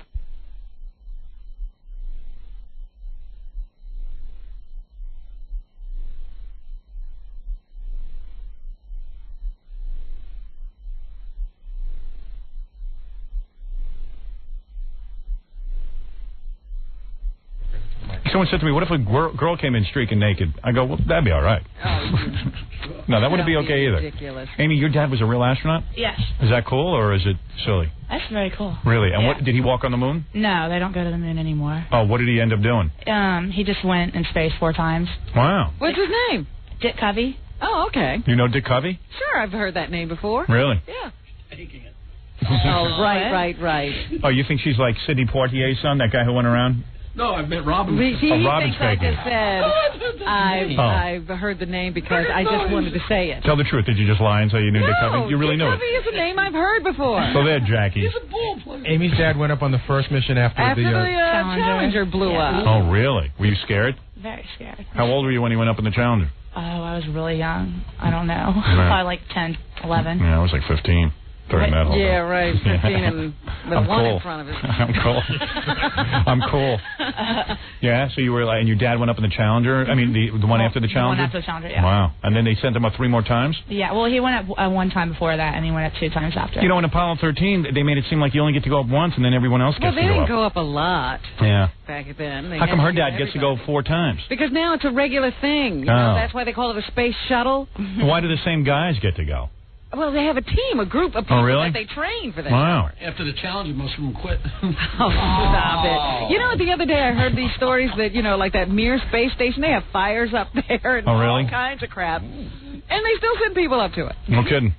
Yeah, big deal. What do we care? You know, There's no fire department to come put that stuff I've said out. some bad stuff about astronauts. I wonder if I should repeat it to Amy. Like what? Yeah, have you ever heard my rap on astronauts? No. How, like, they send monkeys up in space and... Oh, no. Yeah, I'm not going to say it to you. 'Cause, you know, you probably idolize I think your dad, right? they're flying the thing now, though. I was looking at Amy's resume, which is unbelievably great. And right. She did some work at NASA, and her mom owns a business that's sort of NASA related, and she does some Really? work there. You better give her something important to do besides file away our penis Yeah, jokes. what's she gonna do here? You know what I mean? What's she going to learn here? One of our other interns is the editor of the Harvard Lampoon. Oh, really? Yeah. No kidding. Yeah. Well, maybe they got some comedy talent. You know? Isn't that supposed to be a funny newspaper or something? Supposed to be. Although Letterman keeps hiring all those guys, and, you know, he's not too thrilled with You them. know what? It's more of an intellectual sort of dry, witty humor. What are you saying? I can't handle that? No, I'm saying that I don't think that they think the show is funny. You introduced me to that person. Who is that? I don't know. What's the person's name? A man or a woman? It's a man. It is. It's a But guy he's probably the person. Usually the editor is the one that has a big celebrity. Maybe we could fire Fred and hire him. They have a big celebrity. Like this year, I think it was Mel Gibson. They got Mel Gibson in a dress to give him that Hastings Puddings Award. Yeah. Which makes me eat. But all right, I like to talk to that guy. I like to meet the editor of the Harvard Lampoon. That's kind of cool that we have that. I think what that's school neat. does Amy go to? Tulane University. Tulane, that must be good too. Yeah. And didn't you go on a full athletic scholarship in volleyball? Someone told me. Yeah, but I don't play anymore. Hey, can I play you in volleyball? Oh, yeah. Cool. I haven't played in a while, though, so. Really? You'll still beat him. Did you ever ask your dad if there's any gay astronauts? No, I've never asked. Really? Think they ever get horny in space? Nobody's ever come out in space. What's the longest your dad was up in space? You don't know? Like a couple of weeks? No, not like maybe 10 days. And what about, did he ever go up there with them Russians? Mm-mm. And dock with them? That's cool. You get to dock with the Russians. As far as I can tell, all you do is you crawl into their spaceship and they crawl into yours for a while Yeah. and you switch. Yeah. It's cool, though. You're doing that in space. You like crawl into each other's spaceships. Hey, it's a start. Right. Yeah, so like you worship your dad? Oh, I love my dad. Yeah, right. Yeah. Her dad also repaired the Hubble telescope. Yeah, I mean, you know the reality, though, is that What? Anybody can. Does your dad actually fly the spaceship, or does he? He was pilot for the first few launches and commander. Because, NASA has remote control. They can fly the whole damn thing. This is what they do with the monkey. I'm serious. Seriously, Robin, tell her. Look, it is tough to land it. Doesn't it fall in the water? I mean, no. These land on Earth now, really? Howard. Yes, they reuse them. You got to aim for the ocean. Remember when they once sent up an astronaut to feed the monkey? That was unbelievable. You worship me, not your dad. Trust me. Okay. I'm a lot more capable. Because he runs this whole. I run all this equipment, man. I'm flying without a net. I don't have no NASA behind me. Well, congratulations on us, because we have a good intern. There you go. We have an astronaut's daughter. Summer's always our best because we get we get anybody we want. We got the creme de la creme. Yep. The creme of the crop. The creme. The creme. That's French. Did you move up here just to work for us? Wow. By the way, starting next week, Jack Ruby's niece, the niece of the guy who shot Lee Harvey Oswald, will be starting here an internship, too. We got them all. Oh, that's cool. What's the coolest thing your dad ever did? Did he ever tell you? Does he move his bowels into space? How does he move his bowels up in space? Did he ever say? I never asked him. Really? I can find out, though. Interesting. Your mom and your dad together? No kidding. Oh, he's like an all-American, huh? Yeah. Think he cheats? No. No, you never know. You're the last to know. Ask Kathy Lee. She's on close quarters up in that shuttle. You're not kidding. No place to hide. No place to hide, baby. Do women go up in space now with him? Sure. They do? Ooh, that could lead to trouble. Are they hot? Are they good looking? Yeah. They are, really? Usually married with children. Hey, now. Little family. Really? Yeah. Sally Ride was pretty good looking. Not bad. Is that the one that blew up? No. Christy McAuliffe. Oh. That was the teacher. Boy, I was against that. Here's a woman. She's got kids. And I told you, if a child loses a father, fine. You can live. Well, when a you're child, the father. when a child loses the mother, the child is an orphan. And she should never, with two small children, the woman should never have been in a spaceship. A woman should allowed. do whatever she wants to do. Wrong. She has a greater responsibility. Story. Wrong. End of story. Wrong. Responsibility of the children. End of story. Where do you come out on this? Our new intern, Amy. I think that I agree with Robin. Wrong. Thank you. Then you should not be allowed to have children. You should be sterilized. Howard, how many days would you have to be gone before Ashley noticed? Never. She would never notice. My children hardly know me, and that's the way I prefer it. I think I'm a better father for her. I have wonderful children. You know what? I prefer it that way too. Yeah. They never know you. No, I don't have much interaction with my kids, and they're great kids. My wife does a great job raising them. She's a bright woman. If I went away tomorrow, my kids would not know the difference. And you're right. If your wife died, they would be orphaned. But other fathers are more involved. I went to France for a week. My two youngest daughters didn't even know I left. I swear to you, they didn't even know I was out of the house. But I see fathers jogging in the park with their children now. with those three-wheeled strollers with the big wheels. Retards. What? Retards. I'm sorry. I see them with them on the backs of their bikes. My wife even says it. She's a single parent. My wife is. She goes, I'm a single parent. I don't have a partner. I go, that's right. And then you better get used to it. I agree. She's in trouble. That's it. I lay down the law just like Frank Gifford. All right. Anyway, congratulations, Amy. We love having you here, and congratulations to your dad, who's a brave man to go up one of those space shuttles. Very brave man. Yeah, it takes a lot. That's right. Every one of them is experimental. Absolutely. Good for you. Very nice. Very nice girl. Stop looking at the astronaut daughter's butt. The right stuff. The right stuff. Well, I tell you, that volleyball pays off. All right. I don't know what I'm doing here. I gotta go. Howard Stern, the bad boy of launch radio.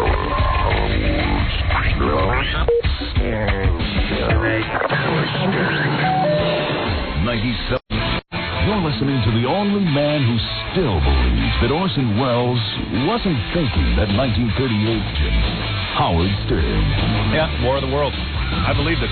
Still believe it. 92.3 K-Rock. I still believe that Martians invaded. And where are they now? I don't know. There's one right near me. Before you start the news, Robert, I promised these Brazilian broadcasters they could come in here and ask me a few questions. Because... Brazilian broadcaster? Yeah, well, actually, there's only one. Her name is Heloisa Vilela, but the H is silent, so it's Eloisa. Oh. Eloisa. And she's a correspondent for Global TV in Brazil. And, because I'm promoting the movie and stuff, I got to put up with all now, this. Now, is she going to talk to you in Portuguese? Portuguese. I did some, I met with some Brazilians over there in France. We spoke some Portuguese. Yes. Yes. Eloisa.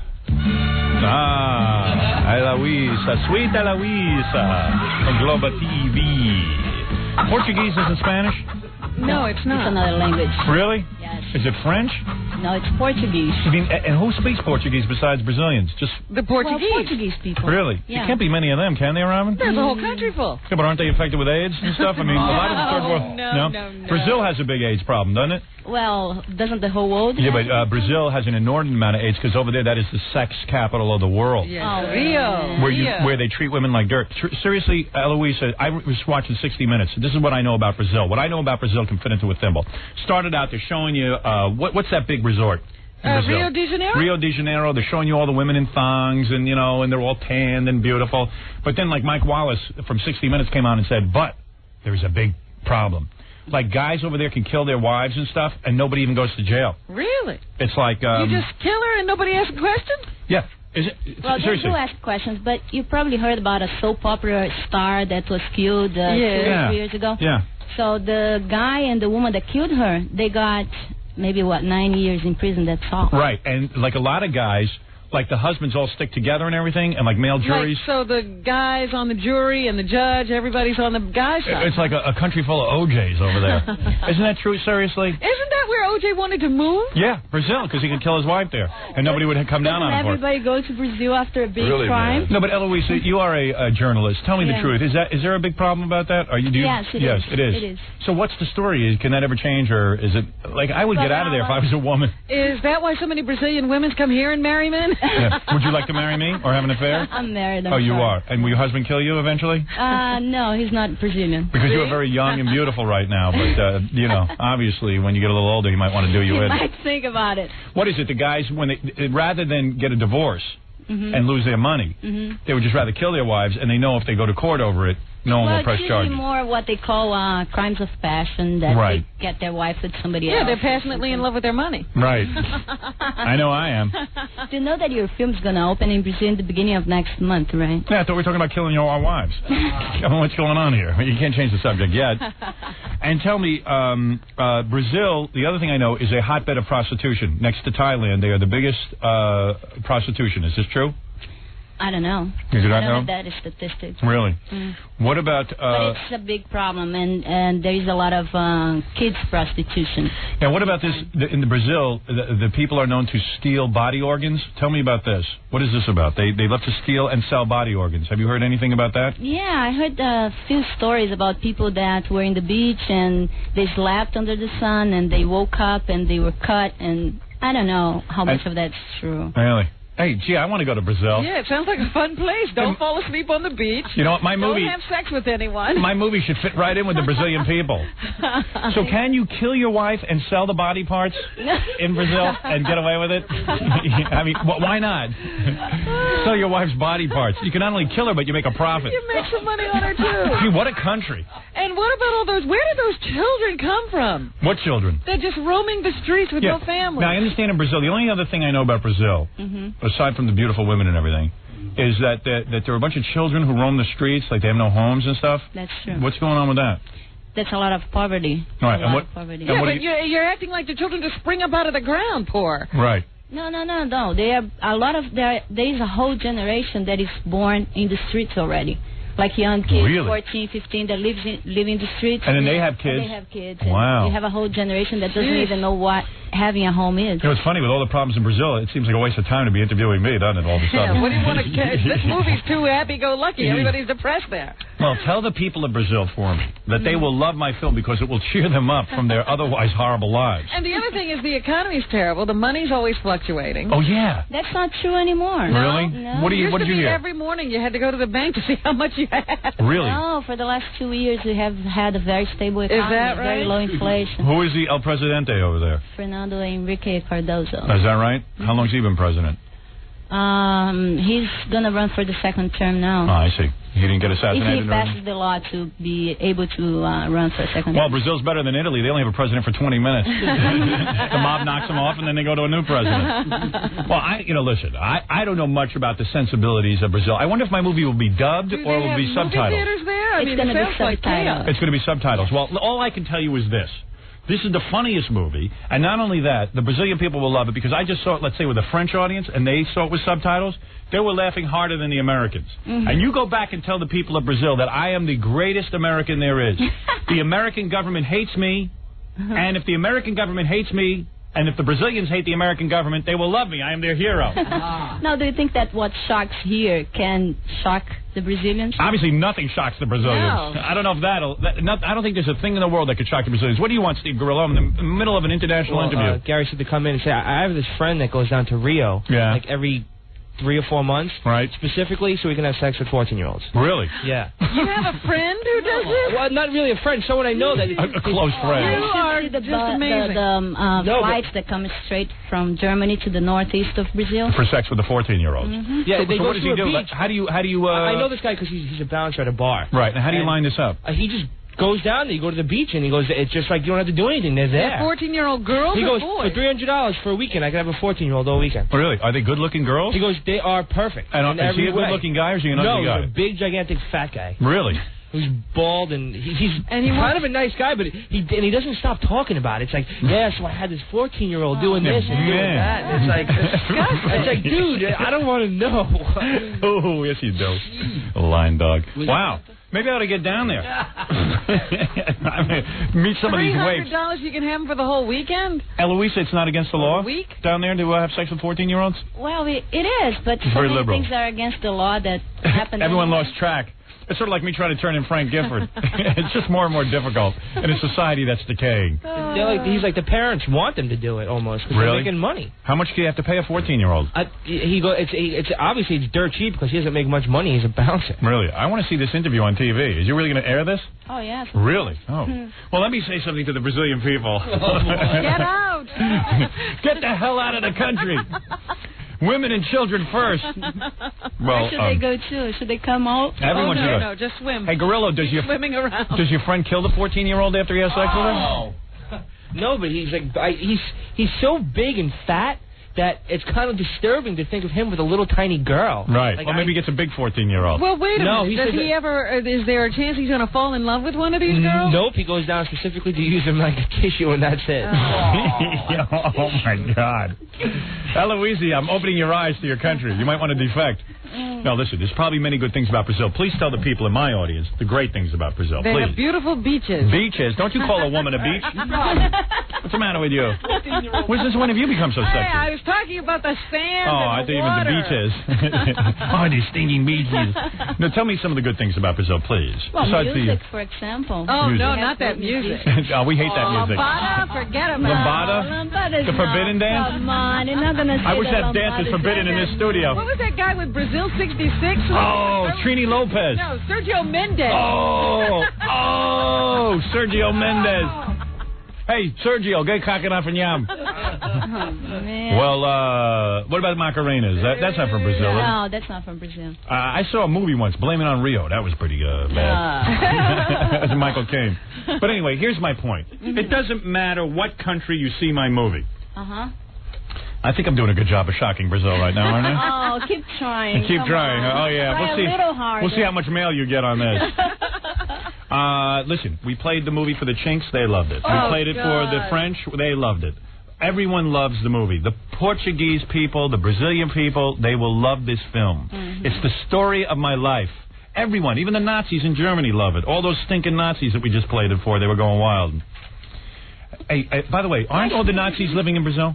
There are some. Oh, yeah, right? Mm-hmm. Yeah. Why do you guys let the Nazis into your country? I don't know. Maybe they had money or they found a way there. Don't you think that's wrong? Have you seen a lot of movies that guys do big crimes and they say, okay. Wait, you can't. We're talking about Nazis. Go to Brazil. Wait a second. We'll get back to your question. It's a big country and there is very hard to find people, so that's why they go there. Again. Really? But isn't it like when we want to find the Nazis and go into Brazil, the Brazilian government won't let us in to find them? You don't usually export or extradite these people, do you? Do you support the Nazis and what they did? No. You do not? Of course not. Raise your right hand and say, I have the following. I, Eloisa, do not support the Nazis. What is it, Gorillo? Well, it's so funny because somebody just called up and said, hey, you talking about Big? I don't want to give his name out. Right. And I said, well, Yeah, kind of. He goes, he just got back. He caught some skin disease from one of those girls. Well, whatever. Who cares? He made. Why are you interrupting? Updates on the fat guy. Get out of here. Who cares about him? That's his problem. Would you want to talk to him if you called up? Oh, sure. All right. Well, I talked to a guy who had a 14-year-old. Why not? I think it's terrible. I don't agree with that, by the way. I don't like that. That's too young. But, hey, look, what am I going to do? That's your country. You got to clean that mess up. Now, listen to me. So, when the Nazis go down there, and then we say, hey, man, we want to go in and find the Nazis, how come your country stops us from doing that? Well, who said the country stops? Don't they, Robin? Well, they don't necessarily stop you, but they're not cooperative, running around helping you a lot. Yeah. And probably the Brazilian people know where the Nazis are. They could find them if we need them help. Do. Yeah. Tell them that they should. No, I don't think it is that easy to know. Really? You know the guy with the German accent? Yeah, that's the guy. It's a dead giveaway. All right. So anyway, you were asking a question about the movie. Go ahead. I should allow that. Yes. Go ahead, Eloisa. You've been very. Well, actually, you've been very woozy from our conversation. Yeah. Right. Eloisa, go ahead. Ask me a question about the movie. Let's see. Go ahead, any question. Why do you think that Brazilian people should be interested in your movie? Well, because I say so. What the hell's the difference? Off the problem. Right. Any movie is a good movie that makes them laugh. Look at the problems they have. They probably, if they have a daughter, is going to be raised to have sex with Americans at 14 years of age. There's Nazis running around the country openly. Guys are killing their wives and getting away with it. You go into the theater, you have a few chuckles. Why don't you go there to sit by yourself? You sit by myself. To see it. To see it? Are you kidding? I have to bring an armed guard. No, actually, not that bad. I would. Of course not. I love Brazil. I love the Brazilian people. I would love to go there and see my movie, but of course, you don't even know any Brazilian people but me. I like you though, don't I? All right, listen. I'm going to marry you and kill you. Let's see you do something about it. Here's my point. Okay. Oh, you got that rainforest? That's good. Oh, yeah. How's that rainforest doing that you guys are destroying? It's still surviving a piece of it. Yeah, really. Mellow out with that. Why are you guys destroying that? Doesn't it have all cures for cancer and everything, that rainforest? That's what they say. Why are your people burning that down? The Nazis need a place to live. Well, there are a lot of people burning them down. It's not only Brazilian people. There are a lot of foreign companies there that burn them down, too. Yeah, but you sell them the land. Hey, you know what? The hell with it. The hell with it. Burn it down. Who cares? We don't need it. Who needs to breathe? Hey, who needs a cure for cancer? Or oxygen. Right. Now, keep that rainforest alive. I believe the Brazilian people should go see my movie because I am a funny guy. I have done some wild things. It's the story of my life. There's romance. There's pathos. There's pathos. It's like a Rocky story. Instead of fighting, instead of fighting with my fists, I fight my bosses with my mouth. Lo mouth. They call me the mouth. El Mouth. I fight with my mouth, not with my fists. Look at my fists. I'm built like a woman. By the way, I love Zorro. But do you still have to fight a lot with the... Yes, I'm fighting the government now. I am at war with the American government, and all the Brazilian people will love to learn my life story. And not only that, they will see all the outrageousness I did on the radio. They will see me with lesbians, giving women orgasms on the radio. I give women orgasms on the radio. Would you like an orgasm? What? Just with your voice? Just with my voice. Like this. Ooh. Wait till you see it. It's funny. And then I go against my boss. Pig virus. What do I call him in the movie? Pig vomit. Pig vomit. I call him Pig virus sometimes in real life. Pig vomit, I call him. And I go up against Pig vomit. You saw the movie. Didn't you love the movie? Why? What does he do so He bad? tried to fire me. He wanted to tame you. You know, you remind me of a young Evita. Oh, man. Yes. Really? Very beautiful. Very beautiful. Very charming. I would love to make love to you. Thank you. Thank you. Well, anyway, any other questions for me? Oh, I have a bunch of questions, but... Give me one more, because I have very little time for nonsense. Go ahead.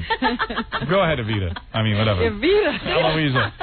Do you like to give interviews at all? No. No. But to you, I like it. I like to look at your warm, sensuous mouth, your mauve skin. Thank you. Your neck, not a wrinkle. Mauve skin? What's Don't mauve, you ever Robin? get tired of talking the whole day? Yes, I'm tired right now. Can you leave?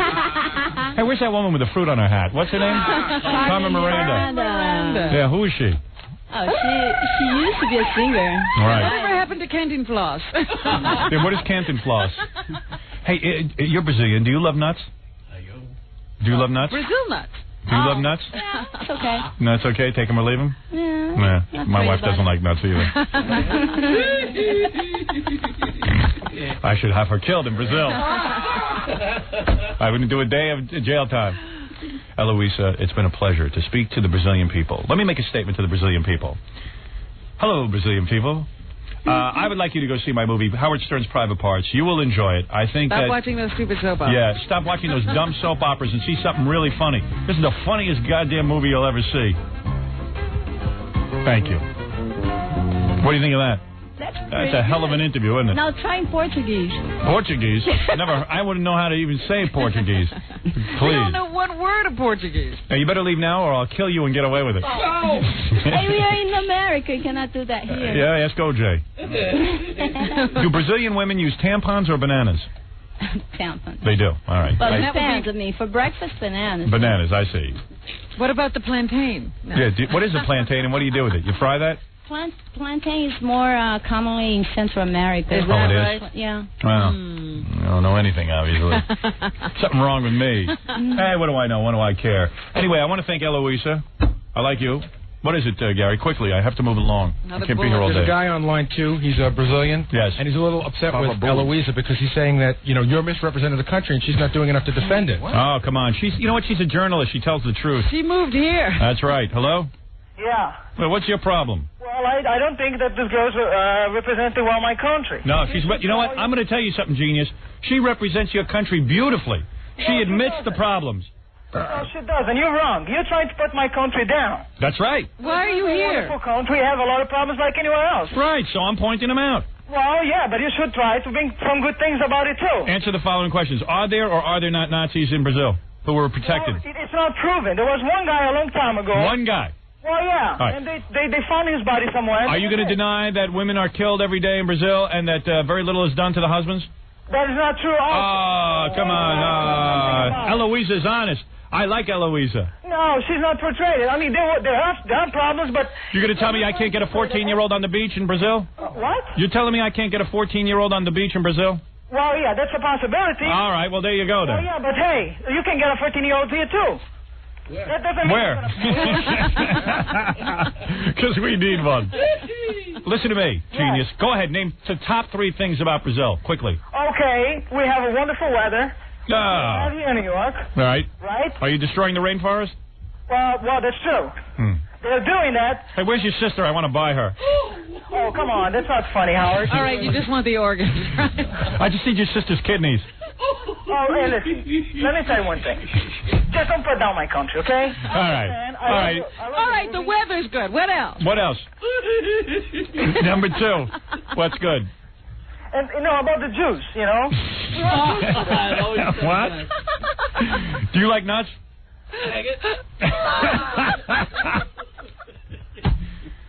Hey, can I kill your mother and rent out her vagina? Oh, no. All right, thank you. You're being very mean. All right, shut up. You're stupid. He could only name one good thing. Right, the weather. Eloisa, I'll say it. Your country is beautiful. Yes, every country has problems. Big deal. The point is we're here to promote a movie, not to point out the country's problems. The country is a great country. The people of Brazil will love the movie. It's you a want to learn. pot. It's a melting pot. I am telling you, all the movies that have come out of America recently have not been funny. Coneheads, Airheads, Pauly Shore, they all suck. Now you finally have a good movie, a funny movie. We'll have you laughing as much as this interview. Eloisa, thank you. I want to congratulate you. How long have you been with Global TV in Brazil? 5 years. 5 long years. Mm-hmm. And you live here in this country or in Brazil? I live here. Yeah, you're lucky. Mm-hmm. Believe me. They get after how you defended your country, they get a hold of you in Brazil, you're finished. Eloisa, congratulations. Beautiful woman. Stunning. You're a young woman, obviously. You're in your 20s, I would say? Not really. Really? What are you, 14? No. No, not really. Well, anyway, whatever. Let's say over 30. I know that Ricardo Montalban is a hero to your people, so I will say, God bless Ricardo Montalban. All right, thank you. Eloisa, everybody. Eloisa.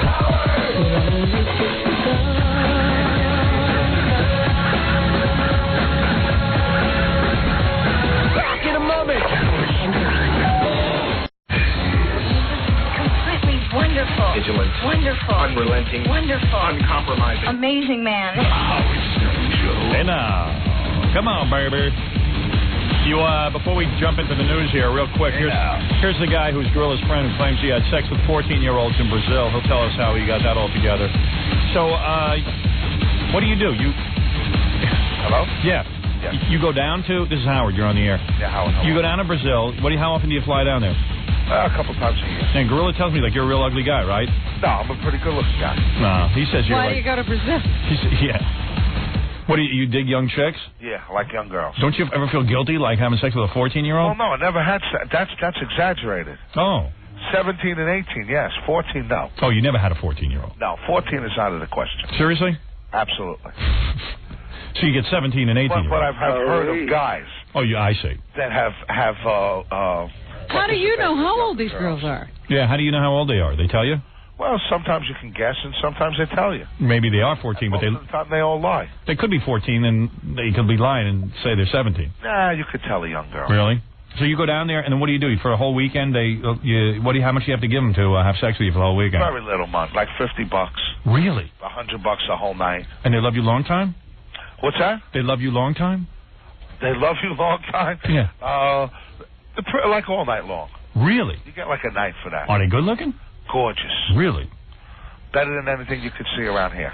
And what happened? You got some kind of Brazilian girls. And what happened? You got some kind of skin disease down there? No, that's all. I don't know. People make up a lot of stories. So you don't have a skin disease? No. All right. You just got back? No, I went. My last trip was in January, Robin. Do you have a relationship here? No, not right now. He's so good looking, he don't have one right now. But that's all right. Hey, listen, so you got to fly to Brazil and get girls, so what? Hot young girls. And then the beach, they wear thongs and you pick them out? Thongs and topless. Right, and you're fat, And you get a different girl every night? Yes. And you're fat? Sometimes 2 or 3 a day. Wow. And you're fat? Yeah. Wow. Big guy. All right, thanks. You're welcome. Bye. Well, there you have it. It's all kind of stuff going on out 2 there. or 3 a day, Howard. Stuttering John is out. I know. Hot young girls in thongs and topless. Here's, there's Brazil. Now you learned everything you need to know about Brazil. I teach you everything on this show. We're learning together. Stuttering John is in front of the district attorney's office. Who is the district attorney? I have no idea. Isn't that Robert Morgenthau? I think I met him at a party the other night. Yeah, Robin's right. I was over at Dan Colora's house. He was kind of giving me the evil eye. Yeah? Like I'd committed crime. I'm not kidding, man. Like I went there and it was like all political guys. And even Robert F. Kennedy Jr. was there. Right. Which I was kind of impressed, you know. You throw around that Kennedy name, it still works on me. Why are you impressed? It impresses me. I dig it. All right, call me Kennedy. And I'm impressed with you. I went up, I started blathering like a little girl. I said, hey, man. I said, your father, I dug him, man. That was the first politician I ever dug, Robert F. Kennedy. Huh? Yeah, it works. And he went, screw you. Well, he was pretty gracious. When John F. Kennedy did his show, they were like, wow, John F. Kennedy? I was like, what? Yeah. Well, you only gush over Julia Roberts. So what? Yeah, me? Jesus. Gush? I don't gush. Embarrassing. All right, listen to me. Don't know how to gush. The district attorney is... that's the guy I met. I'm telling you. He was giving me the evil eye. Well, then stay out of his office. Well, no, that's what we are. You're in the office?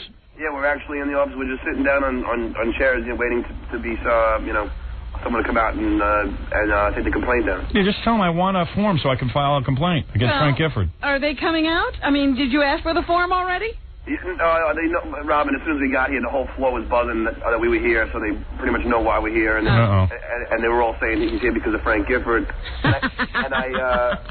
We want to fill out an arrest report. Yeah. I just got off the phone with Dominic, and Dominic said that this is a law not against Kathy Lee. This is this is a law against the state of New York. All right. Well, just listen. Tell the DA Morgenthau. Unless he's got some bone to pick with me. Well, he'll probably not get to Morgenthau. Yeah, well, just tell the assistant. They can't deny us a form to fill out to file a citizen's arrest. A complaint. Exactly. All right, so just get it and get back to the studio so I can fill it out and get Frank Gifford arrested so he'll clean Central Park in an orange uniform. Okay. Why doesn't he just get into the uniform now? Yeah. And you know what? All the trouble. Frank Gifford wants to call in right now. I won't file a citizen's complaint. I just wanted to clean Central Park. I want a photo op. All right, get to work, all right? Okay. All right. Never mind what my mother says.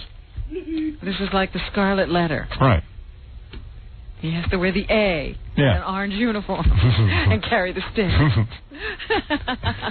Hey, we didn't even check Kathy Lee today. Oh, darn. You were supposed to remind me, Robin. It was your job. But you're busy thinking about wrong with you? Julia Roberts and the Kennedys. All right, let me see. What's wrong with you? I have to check everything. I don't even have a clock in here. Oh, come on. I was busy with that nonsense with Brazil. Oh, Kathy Lee dressed hot today. Let's see. Wow. Hey, now. Can we bring that up on the big screen? How much money you got? Wow, she is cute. I'll tell you something, man. I'd love to do that. I could unleash her. Look at that dress and the heels. That's nice She's stuff. already trolling for a new man. Yeah. She's acting all happy. Look, is that the hotel room Frank was in? Yeah. They got guests of the Kathy Lee and Regis show stay at the Swiss Hotel. That's exactly where Frank might go on his next rendezvous.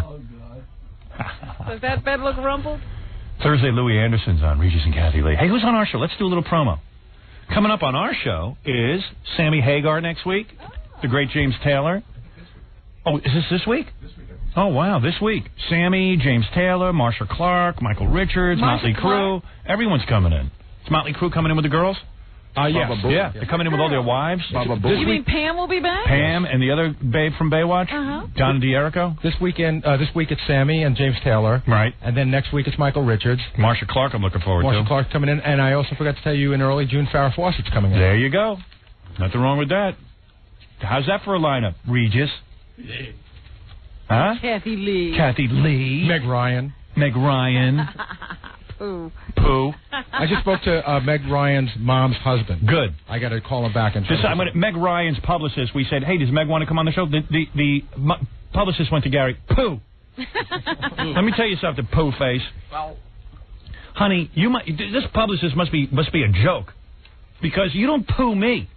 You don't poo this show. Just for that, I'm going to put on Meg Ryan's mother, who's having a fight with Meg, who Meg can't stand, and vice versa. I'm inviting her mother on. Meg's still around. She's in town today. She's doing radio from 1 to 1:30. Hey, let me tell you something. Now she's not allowed on the show. We'd rather have her mother. Isn't that amazing? Meg Ryan thinks she's too good for the show, or her publicist thinks she's too good for the show. Name the last 3 movies Meg Ryan was in that made any money. Einstein movie. What was that called? IQ with Walter Matthau. As my mother-in-law says, I want to throw out a window. Matthau. Walter Matthau. It's Walter Matthau. Walter Matthau. And where's she from? France? Portuguese? So, Meg Ryan, what else has she been in? What's the French? Denzel Washington French movie. Kiss. French Kiss with Kevin Kline, and then Courage Under Fire. Yeah, Courage Under Fire. I'll tell you the total box office gross of those films. $3. IQ, they couldn't give away tickets for that. Don't act like you're too good for me. You know you're in trouble when it's Sunday afternoon and you're laying on the couch and it's free. Yeah. On HBO and you won't watch it. And you can't watch it. Tim Robbins. Yeah, there's a guy you want to go to bed with. And whose idea of casting that? Who played Einstein in that movie? Wasn't it Walter Matthau? Walter Matthau. Walter Matthau. How many times I got to tell you? All right, what's in the news, Robin? Oh, my goodness. And now here's Robin Coyle with the news.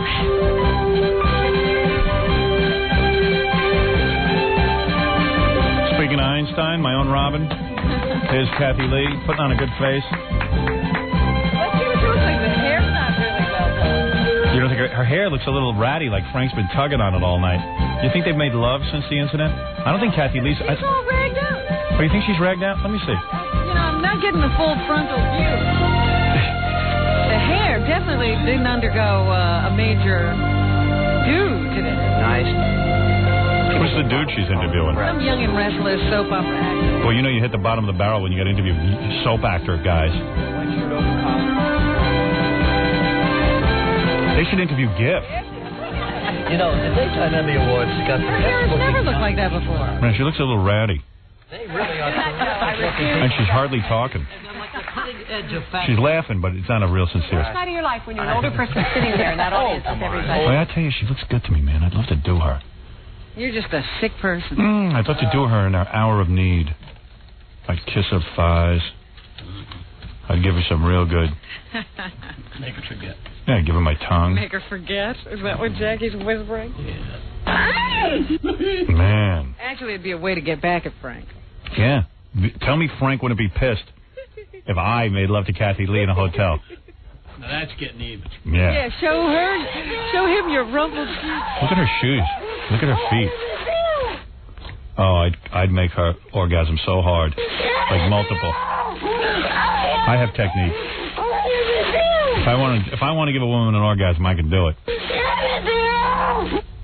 In the paper today, they say that Regis has reclaimed his spot as the #1 person on the show because Kathy Lee has to be quiet. Well, didn't you tell me you were tuning in last week before the scandal, and Kathy Lee wouldn't shut up? Oh, yeah, he was doing the second banana gig to her monologue. Yeah, and what was her monologue? Some self-righteous... She sat there and congratulated herself on having standards and morals and requiring other people to live up to them. She said if you do that in this day and age, you're called narrow-minded. But if you're accepting of other people and don't have any standards that you require other people to live up to, then you're considered New Age enlightened. So she's happy she's narrow-minded. That's right. Yeah. She was congratulating herself on being narrow-minded. Yeah. That's an amazing... Being a closed-minded little...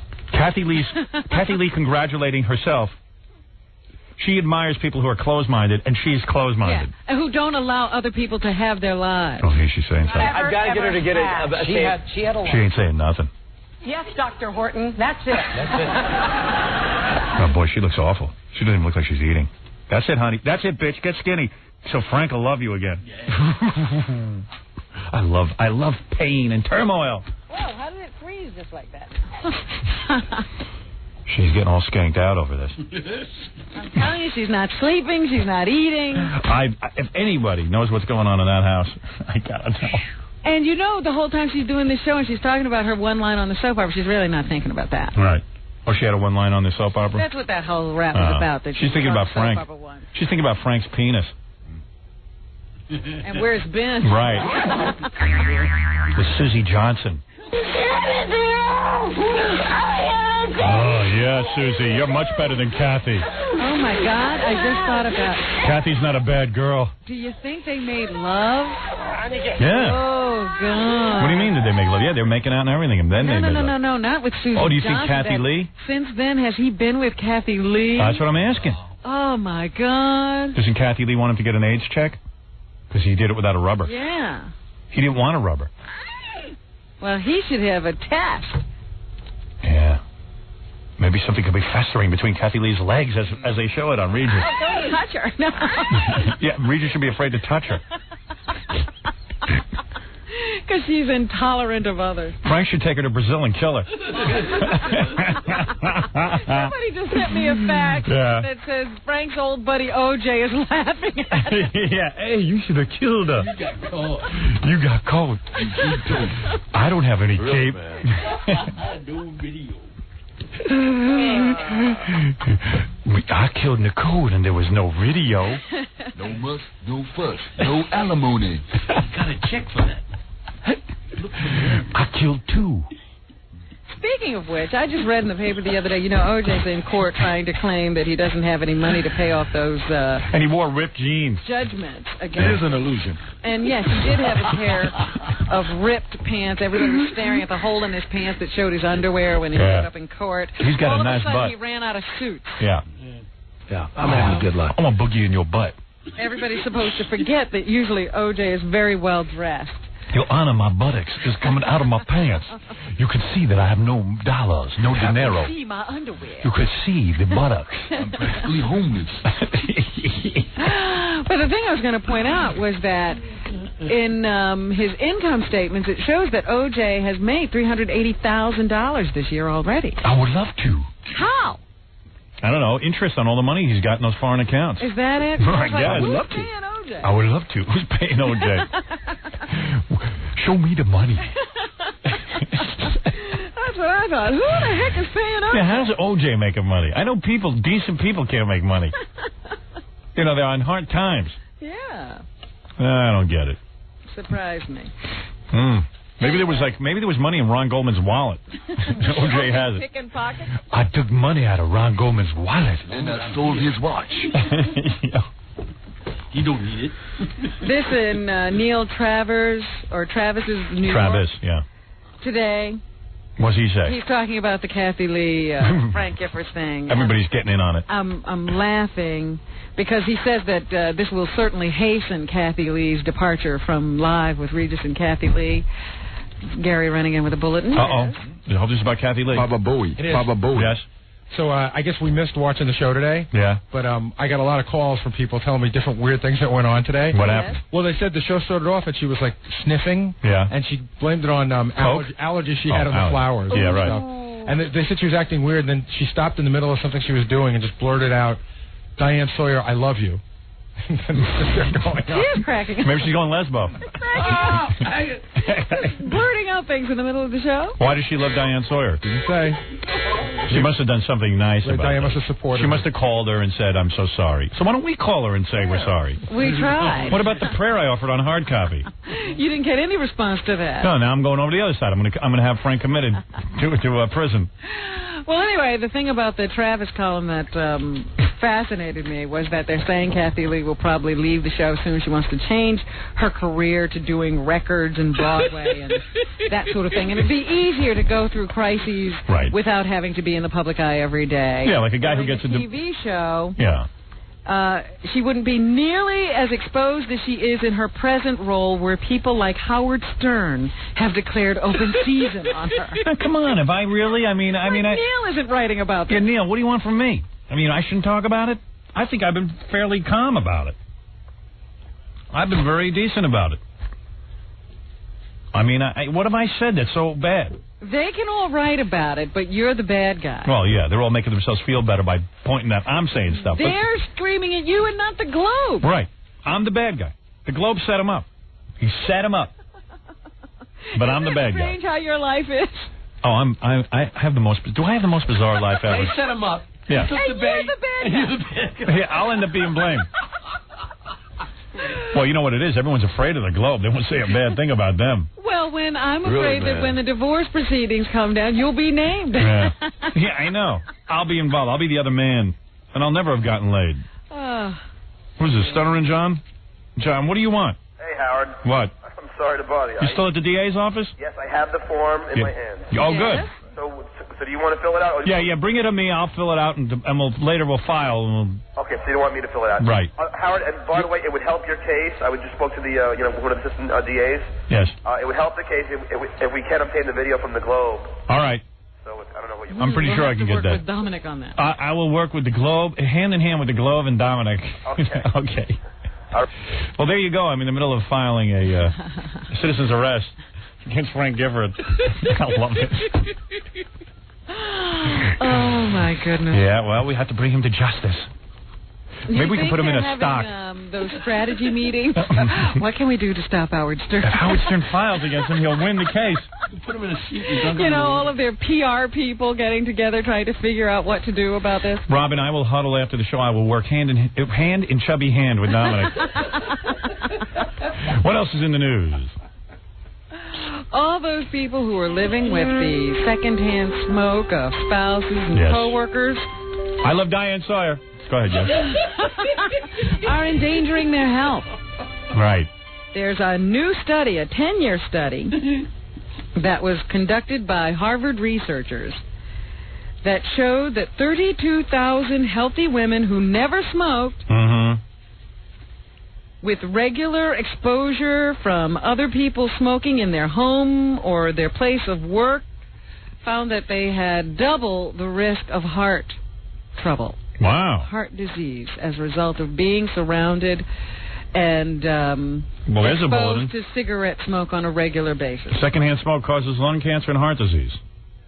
The incidence of heart disease was much higher than the incidence of lung cancer. Wow. Gee, I would have had no idea. But you'd think, well, the other guy's smoking. Right. But you sit in it, you'll get something, too. I took a drag on a cigarette the other day.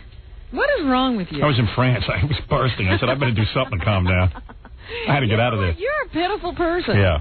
You're very pitiful. Unhappy wherever I am. Every little thing causes you to try something. The only shred of happiness I've had is this whole Kathy Lee thing. It's not that you're happy or unhappy. It's that you then imbibe something to try to relieve the pressure. I'm a big believer in something could relieve the pressure. It happens. I actually turned to smoking. You're too funny. I loved it.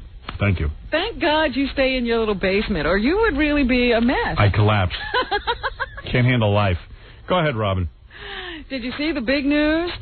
Again, as one relationship hits a rocky space, we have another one blossoming into love. Sylvester Stallone got married. No, I did that one yesterday. Oh, I'm a day behind. Who else? Barbara Streisand and Jim Brolin are engaged. Oh, they're lucky. She's wearing his ring. Oh, that's beautiful. He's a lucky man. He's a good-looking guy. What's he doing? He's hooking up with Barbara, a very wealthy woman. Then they said that Jim Carrey's wife is carrying on with Ed Byrne, but they say they deny it. Everybody's saying that. Everybody's denying it. Jim Carrey says there's nothing wrong with his marriage. Right. What are you supposed to think? I don't know what to think. All I know is I'm locked in the basement. Nobody's fooling around with you. No one's touching me. Come on, I'm a hunk. Come on, ladies. Here I is. Here I be. When asked about Barbara, Jim Brolin said she's the sweetest little girl I know. Yeah, bought her a ring and bought himself some earplugs. Listen to that annoying showbiz music. Show tunes. He must have glaucoma. Glaucoma's an eye problem. Yeah, you don't have to see her. Oh, you are so sick. Go What's ahead. wrong with Babs? She ain't that good looking. Go ahead. She's nowhere in his league. Go ahead, Robin. It's so horrible. Maybe he wants to see something pretty. He looks at himself. Ugly. So you're like a real... People who annoy people. You're a real beauty. Oh, I'm gorgeous. Jerry Seinfeld overheard at the urinals in Paris dismissing French women as too stinky. They say that in Nice. Page 6 today. By the way, I will tell you this. You know how people say, like, European women have body hair and they're into armpits? I walked around this Cannes Film Festival. The women were topless and stuff. There ain't no body hair. They didn't stink at all. They're not into, like, deodorants and stuff in Europe that much, supposedly, but I don't know, man. I didn't detect any of that. All right. You know. Well, that's one reporter filing in their story. Hey, I'm telling Jerry you. Seinfeld says no. I'm the first one to knock the Europeans and everything else, but I certainly will always tell you the truth. And I didn't see any evidence of body hair. Have you heard about Jigs number 3?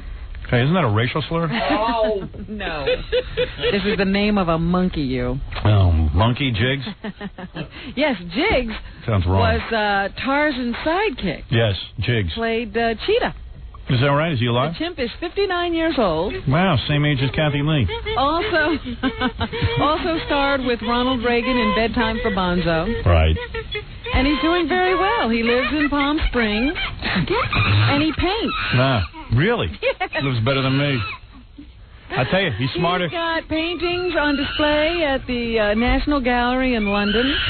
I tell you, he's a hell of a lot smarter than Johnny Weissmuller was. And next month launches a virtual gallery on the American Movie Classics website in honor of the channel's Tarzan movie marathon. Doesn't it piss you off, especially if you're not doing well, that a monkey's doing better than you? Monkey's enjoying retirement. Right. While you're working. I know guys who are divorced, they're in their 50s, and they're living in a small room with a hot plate, and there's a monkey somewhere painting in retirement. Sleeping late. Right. Just like all the stars, the monkey, once he was not good for those matinee idol roles, he turned to another art form, painting. Yeah, he got himself a young girlfriend like Tony Curtis. Just goes out to different I restaurants. wonder if he's got a young monkey. Yeah. Tiger Woods making more money. He signed a deal with American Express yesterday that they say is worth about $30 million over 5 years. I don't like that Tiger Woods. I tell you, he's going to self-destruct, too. He's got that kooky father. I'm guaranteeing you. The apple don't fall far from the tree. Something's going to be up there. What's wrong with his father? Oh, don't even get me started. I've already pointed out what's wrong with his father. I mean, he hasn't broken any laws. No. Not that I know of. Because otherwise I'll go file a citizen's arrest with District Attorney Morgenthau. Tiger says he decided to go with American Express over Visa or MasterCard, number one, because they gave $1 million to his foundation. Foundation? Yeah, he has the Tiger Woods Foundation that helps provide golf lessons for inner-city kids. That's important. Yeah. Kids can't eat. Give him another weapon. And he thought that they would be a good fit. Want to meet the head of C3? C3? What's that? Was the company that bought E-Television is here?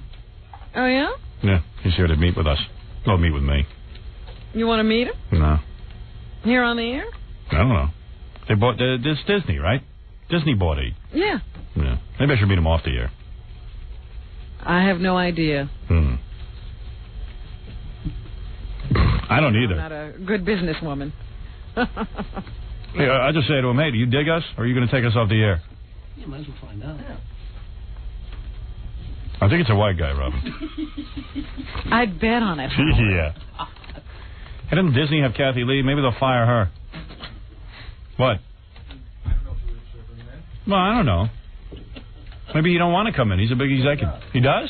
Well, bring him in. We'll say hi. Sure, Robin likes to be executive. She might get a date. Sure. Why not? See if he's single. Got any money? Hey, how you doing? That's hey Don. That's my agent. That's Rich Frank, right? Yeah, I know. This guy's a big deal. This guy invented television. Really? Yeah. Who did invent television? Who invented television? Vladimir Zworykin. Is that right? Vladimir Zworykin? Is that right? How do you know that? I read books. He's one of the first guys. Really? Yeah. Vladimir Zworykin? He got one of the patents. Yeah. One of the first patents. So your company, which is Disney, right? You work for Disney? No. Oh, you don't? I used to work for Disney for 10 years. So who do you work for now? C3? C3. We're partners with Comcast, cable company. So you're our new boss, in essence, right? Well, we own 51% of it, yes. Yeah, hey, great. Well, you seem like a real decent man. I mean, you're not going to fire me, are you? Why do you always start out by saying you seem like a real decent man? If he's willing to come in the studio, that's real decent of him. It was actually raining outside. No, right. Hey, settle it once for all. Was Disney an anti-Semite or not, Walt? I didn't know Walt. You didn't? I can't believe he was. Really? Yeah. I believe everyone is. I think it was the mouse. Yeah, I think the mouse was an anti-Semite. Anyway, so you're saying that you are the new owner of our company that owns E! Television, and you're here to say what? I was just came over to say hello. Well, that can't be bad. Figured we hadn't met before. Oh, that's excellent. Hello. Oh, that's a good sign. That's a good sign. I like that. You know, we've been around for a while. We love this show that you're doing. The ratings are great. Thank you very much. To hear your voice of support is very important to me. Well, we hope you stay around forever. Right. Can you fire Scott Einziger? No, we like Scott Einziger. We like all these guys. You know, you just give me the list, Howard. No, listen, I know that even though we have the #1 show on E!, that if the top executives don't like you, that could seal your fate. Learned that. And I am glad to see that you are here. That indicates to me that you are a fan of the show and that you are behind the show. And I am blah, blah, blah. What's his name again? That is Rich Frank. Rich Frank. Right. All right. It's a pleasure to meet you. You got it. Right. Hopefully we'll see you guys more. Yes, I'd like to. Ever been to Brazil? You can get a 14-year-old girl on the beach. Ever have a 14-year-old? How was your trip to Cannes? Very successful. I conquered all of France. They can't wait for me to come back. They call me El Cuckoo. But anyway, a pleasure to meet you. Nice seeing you. I'd like to, when I get off the air, I would like to meet with you and say hello. Great. In a more proper setting. Thanks. All right, thank you. Bye. That is the legendary... What is your resume, by the way? Where else have you been? Disney? Disney. I ran Paramount for 10 years before that. No kidding. Everybody has run Paramount. Yeah, well, not everybody. Before or after David Kirkpatrick ran Paramount? No, David was there actually when I was there. I was on the television side. You know, I know at least 50 people who ran Paramount. That's what I'm saying. Everybody we meet has run Paramount. I was with Eisner back then. We all went over to Disney together. Oh, no kidding. And what movies were you responsible for under your tenure? At which place? At Paramount. Oh, I was in television. So we did everything from Happy Days to Cheers to Family Ties. Star Trek? Star Trek. Interesting. Star Trek, we actually started to start a fourth network, and it didn't work, and then we made the movie. Interesting. So interesting, I don't have time for it now. I don't want to hear your whole life story. We'll talk to you after. All right, very good. Nice meeting you, by the way. Excellent. Nice-looking man, Robin. You ought to cozy up to him. Married? Distinguished looking. For 34 years. Oh, really? Oh, darn. You ever cheat? Oh. Never. We'll check into that. I know guys at the Globe. We're the Globe. Watch your head on those cameras. We don't have a high budget here. All right. And if we lose you, we're in trouble. If I ever find out one day that Jackie Martling ran Paramount, I'm leaving the country. He's the only guy I know who doesn't run Paramount. Well, an honor to meet that gentleman. Paramount must have 50 billion divisions. Absolutely. That's Rich Frank, everyone. Who was considered one of the top guys in television. Somehow thrown in with me. That'll be the end of him. What is it? You want a Kathy Lee update? Go ahead, quickly. She did make a very indirect reference right at the end of the show. Go ahead. This whole thing. Go ahead. They were talking about Barbra Streisand getting married. I guess she's going to get married. And then Regis said, you know, Kathy, yesterday I had the experience of my career. And she goes, you too? And the whole audience applauds, like in solidarity. I see. You too. You mean you caught your wife in bed with a... Well, obviously, it is a painful time for her, and we hope to make it more painful. By having Frank arrested. I mean, what could be worse? Right. Than having him arrested. Exactly. I can't think of much worse. If I could, I would do it. You know what? I have the feeling that I'm going to win some money from you. You might, and you might not. We'll find out. You know, there's one thing I wonder about, because Kathy's so open and honest with her kids and everything. Different, yes.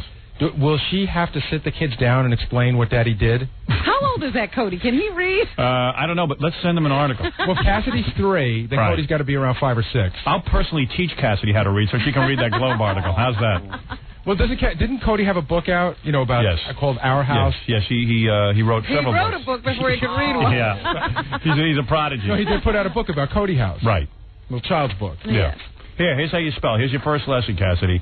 Divorce. 6 months. That's what I give it.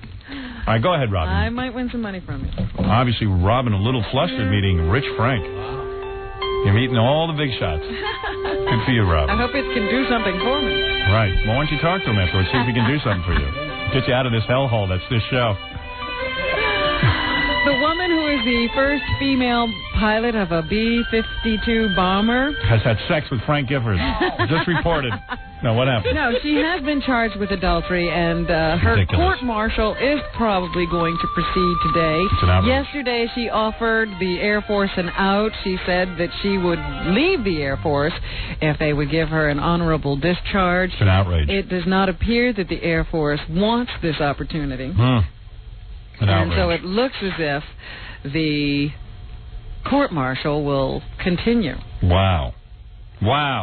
They claim that she not only was an adulterer with a married person, but that she was warned to get out of the relationship and then lied about the relationship afterwards. In this day and age. Which means not only did she break their rule on adultery, she disobeyed an order, and then she lied to them. Now, what about the man who had the adultery? Is he being punished? He was a civilian. Oh, I see. So we should report him. Why don't we file doing anything about Yeah, let's file a report on him, too. What else is in the news, Robin? We'll have to see what goes on there. Very sad story for the family of a police officer here in New York City. Another family's dispute resulted in his death. I swear, cops, I know a lot of cops out there, don't go to these domestic violence calls. Stay away. You get lost in your car. Scott Schneiderman is a man who was estranged from his father. Apparently, he decided to rob his father yesterday, found a ski mask, and used his elevator key to get up to his father's 10th floor apartment. And then, a shootout ensued, and this police officer was killed in the line of duty. Unbelievable. And Mayor Giuliani is asking that the death penalty be asked in this case. He said, if we're going to ask police officers to risk their lives on the job, the people who caused their deaths should face that same prospect. God bless the great Governor Pataki, who gave us the death penalty here in New York, and let's hope someone has the balls to use it. What was he stealing from his father, by the way? They say he probably was very well aware that his father kept about $75,000 in cash in the apartment. What the hell's wrong with him? Well, he's a wealthy man, and I guess that's what he did. Wow. Robin, I know you're loaded and you don't keep 75 G's in the apartment. I don't keep $75. I know. Woman can't hold on to a dime. What do you mean? I just won't take out that kind of... I saw the pictures of her apartment in People magazine. That must have cost a pretty penny. Actually, you should come over and see my apartment. Yeah, when am I going to be invited? When are you going to make me dinner again? Make you dinner? Well, let me have a sleepover. A slumber party. No, I'm serious, because you know what? I might want to have a slumber party with you. Really? Yeah. Why? What's the big deal? I've got plenty of room. I wouldn't do anything. You should rob your father after what he did to you. Of what? What? That's true. He's got nothing. $1.250.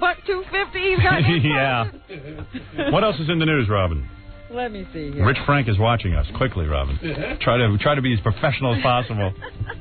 Rich Where Frank. are my notes? What if Rich Frank is rich? Yeah, because that would be a bad name to have if you didn't have any money. Yeah. Yesterday I told you that an author was saying that he had lied about some of those sex claims he made in a book about the White House. Gary Aldrich, the author in question, now says the person who claims he said he lied is lying. Oh, Jesus. Can't even follow that story. The New Yorker magazine said that he had implicated himself and said that he had made up a hypothetical situation and his editors had decided that it should be true in order to make the book sell better. But Gary Aldridge now says he never said that to the reporter, and he's not backing down from any statements he made in the book. He claimed that President Clinton was sneaking out of the White House to have sexual liaisons with people. Interesting. He now says he stands behind what he said in the book, and apparently this conversation he had with the New Yorker interviewer was a phone conversation, and neither one of them recorded or took notes. Apparently. Can't we just all get together and strip Clinton down and smell his penis and find out once and for all what's going on? There you go. Gary, go smell. Send John with the phone to smell that area on the president. So we don't know what's going on there. It's his word against the reporters. Understood. We may never get to the bottom. What else is going on, Robin? Millie the dog, the first dog during the Bush administration. Yeah, did he die? Has died. Oh, good. Oh. I hated that dog, little mutt. Had some kind of a stomach condition. Millie was 12 years old. Hey, Barbara's a dog, too. That's horrible. So would you? I think she's attractive. You do? And you must really be hot for George Washington. What else is in the news, Robin? Say that dog. Oh, dear. 2 of my fish died. Do I make a bulletin about it? Yeah. 2 of your fish died. Yes, you do make a whole bulletin about it. You wouldn't believe what What's goes going on in that tank? That death tank. Is it still killing fish? Of course. Anything live in there? No. That's horrible. What are you going to do? Cement the thing? No, just going to keep putting fish in there and watch them die. Oh, no. No, they're doing fine. Go ahead. What else is in the news? Oh, dear. They're actually living now. Where are my notes? There was a story. I said, my goodness, somebody's listening to Howard. Must be Rich Frank. You know how you're always saying, you said this not too long ago. What did I say? You said, if you really wanted to get rid of your wife. Right. Push her off a mountain. Where did you say the best place to do it? Take her hiking in Arizona. Well, you didn't. You I don't didn't necessarily specify. have to specify the state, but you did say take her hiking. Right. And push her off a mountain. And so all of a sudden, I'm reading an article. In St. George, Utah, Go ahead. a New Jersey woman fell to her death on Friday while hiking in Zion National Park in southern Utah. Right. Park rangers say that she was hiking with her husband on the trail to Observation Point at the upper end of Zion Canyon. Her husband was hiking ahead of her and didn't notice. I studied on killing you. So what are you saying? Are the police accusing him of doing it? No, that's what they're saying. That, wow, this looks like an accident. Right. Because let me say he was something. hiking ahead of her and didn't even know she was gone. Yeah, and by the way, let me make this point. Lots of guys go hiking with their wives, and their wives legitimately fall and kill themselves. I'm just, yeah, I mean, no, seriously. They do. They do. What are you saying? Every woman who dies on a hike with her husband? This guy could have been devoted to her. Now, that's the funniest thing you ever said. Now, come on. You better say it. You'll end up in jail. You're not accusing this gentleman of doing something. I haven't mentioned anything. Right. Well, it doesn't make a difference. How dare you? I'm just saying that if I was to go hiking with my wife, I remember my wife was standing on a flat rock there. I could have right off. But what held you back? The best of all possible worlds is to take your wife hiking in Brazil. But in all seriousness, let's make it clear that no one is accusing this gentleman of doing that. Right. But doesn't it sound suspicious? No. Knowing what you know? No, not at all. No, seriously, it doesn't. You're hiking a line. In fact, many times I go hiking with my wife, I don't see her for a long time. She hikes way behind me. It happens. That's true. Okay. Right.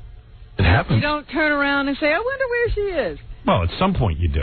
But, you don't have to be in eye view the whole time. I would say there needs to be an investigation. I would say it doesn't. I say the guy's ironclad, and it's fine. Seriously. You can't prove anything. Oh, that's why you said it was a good way to do it. Right.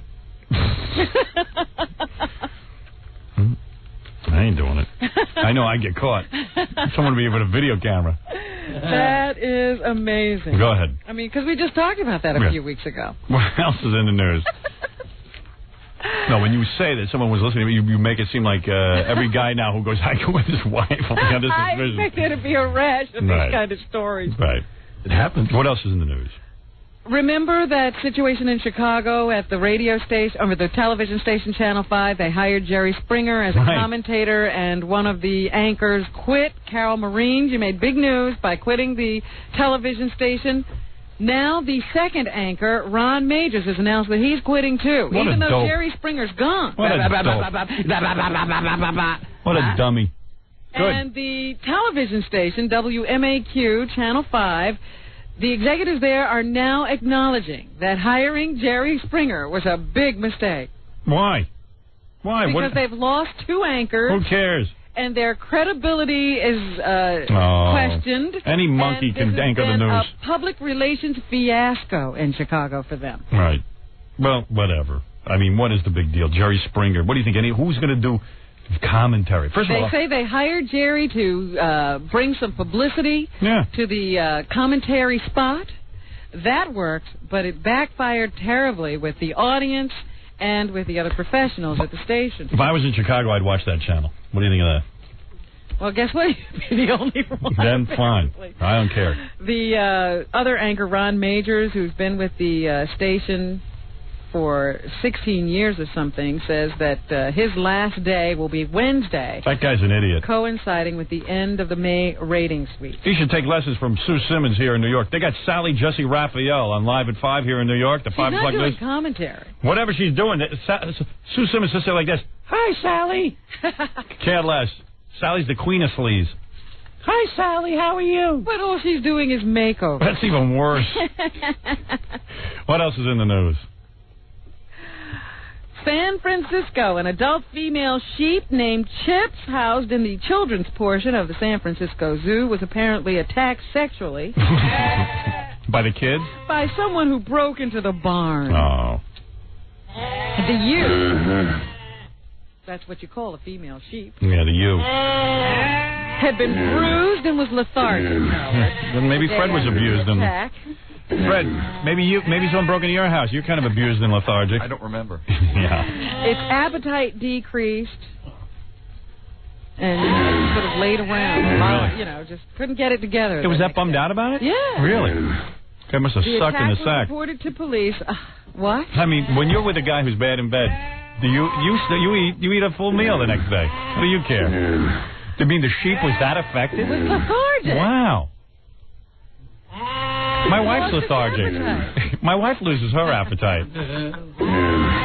The attack was reported to police immediately after it occurred on June 26th, but investigators advised zoo officials against notifying the public in order to protect the investigation. Kathy Lee looks lethargic. They apparently have had a lot of trouble at this zoo. In February, thieves stole a foot-long caiman from the zoo. The reptile was found cold, dehydrated, bruised, and tied to a tree near San Jose Park, or near a San Jose Park bike trail. Was he sore? It's recovering in the zoo. Sexually molested? I don't know. They are simply saying that security at the San Francisco Zoo is not perfect. Who would think you'd have to have it be perfect? Who knew there was so much perversion in the world? And they say there's no way you can provide absolute security. So what are you going to do? I guess this is going to keep happening. And in Queens, a waitress who was putting a battery in a beeper had 2 of her fingers blown off. Yeah. What was that all about? They say it was some kind of a love triangle thing. The actual target was her brother. Wow. Yeah. She was putting the batteries in the beeper, and the beeper blew up. Yeah. So they took her to the hospital. They say one of the patrons, I guess, in the diner where she was working, put the finger in. One finger blew completely off. Right. And they put that finger in ice, and then the other one was hanging by some skin. And they rushed her to the hospital, so they were reattaching the fingers. I like a girl with nice hands. Oh, stop it. And finally this morning, Lucy Arnaz, the daughter of Lucille Ball and Lucy Arnaz. Lucy right. Arnaz, yes. Right. She wants to edit all of those old I Love Lucy shows and get rid of all the smoking. Has she flipped her lid? Please. She got to go out and get a project. Free time. Free time is right. She says the reason there was so much smoking on the show was that there was a big cigarette sponsor for the show at that time. So what? And due to the time, she'd like to see all that smoking disappear. So that's what's happening. She needs to get a beeper. Keep her busy. All right, let's thank the 19th Precinct for being on the air today, even though they didn't give us a form to fill out on Frank Gifford. Let's thank my parents for calling in with their moral support. Let's thank District Attorney Morgenthau for not beating John up in a back room somewhere. Let's thank Eloisa Villela, who came in from Global TV in Brazil and was nice enough to listen to our nonsense. Let us thank, of course, Jackie Penthouse Joke Page Martling, because Friday night, June 13th, he's giving back to the people by going over to Town Hall on 43rd Street in Manhattan and entertaining them with his jokes. For information and filthy jokes, visit JackieJokeman.com. Sergeant Pecker and the Joke Man are each 78 wild minutes, only $12 plus $4 shipping and handling. CD or cassette, buy two, get one free. Call 1-800-323-KING. And please, the E-Show, I want to edit out all of the Jackie parts and Fred parts. Oh.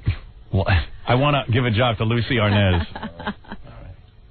Unbelievable. Oh, and tonight is the last Roseanne. Yes. Very sad night. Thank Rich Frank for stopping by. Around our TV show. Yeah, Rich Frank, the big executive for C3, whatever that is. He ran Paramount. It was a pleasure meeting him. And now I will do the reading of the commercials. Steve Grillo and Grandma Silver's funeral, and Scott the engineer's phone number is 718-BAG-5040 if you want to hire him for your disco party. You know, weddings or whatever, bar mitzvah. You know, Richard Lewis, by the way, our good friend, is he just got a sitcom. Yes, it has a weird name. Yeah, it's already canceled. I'm and trying Dice. to think of the name. Andrew Dice Clay has a sitcom coming out on the WB. Diller, wasn't that? Hiller Diller, yes. And Dice has a sitcom coming out, too. Yeah, I can't remember the... Oh, Hits was his, because it's based on a record company. Yeah. All right, do the commercials, and Fred will do the reading of the plug. More to come when the Howard Stern Show returns. How do you protect your car?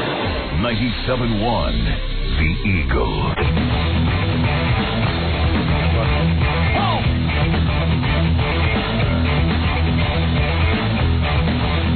Now the most important part of the show, the plug.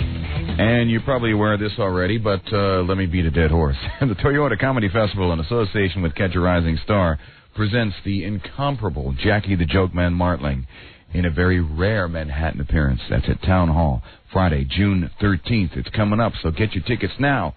And that's available through Ticketmaster. This most important message from Stuttering John.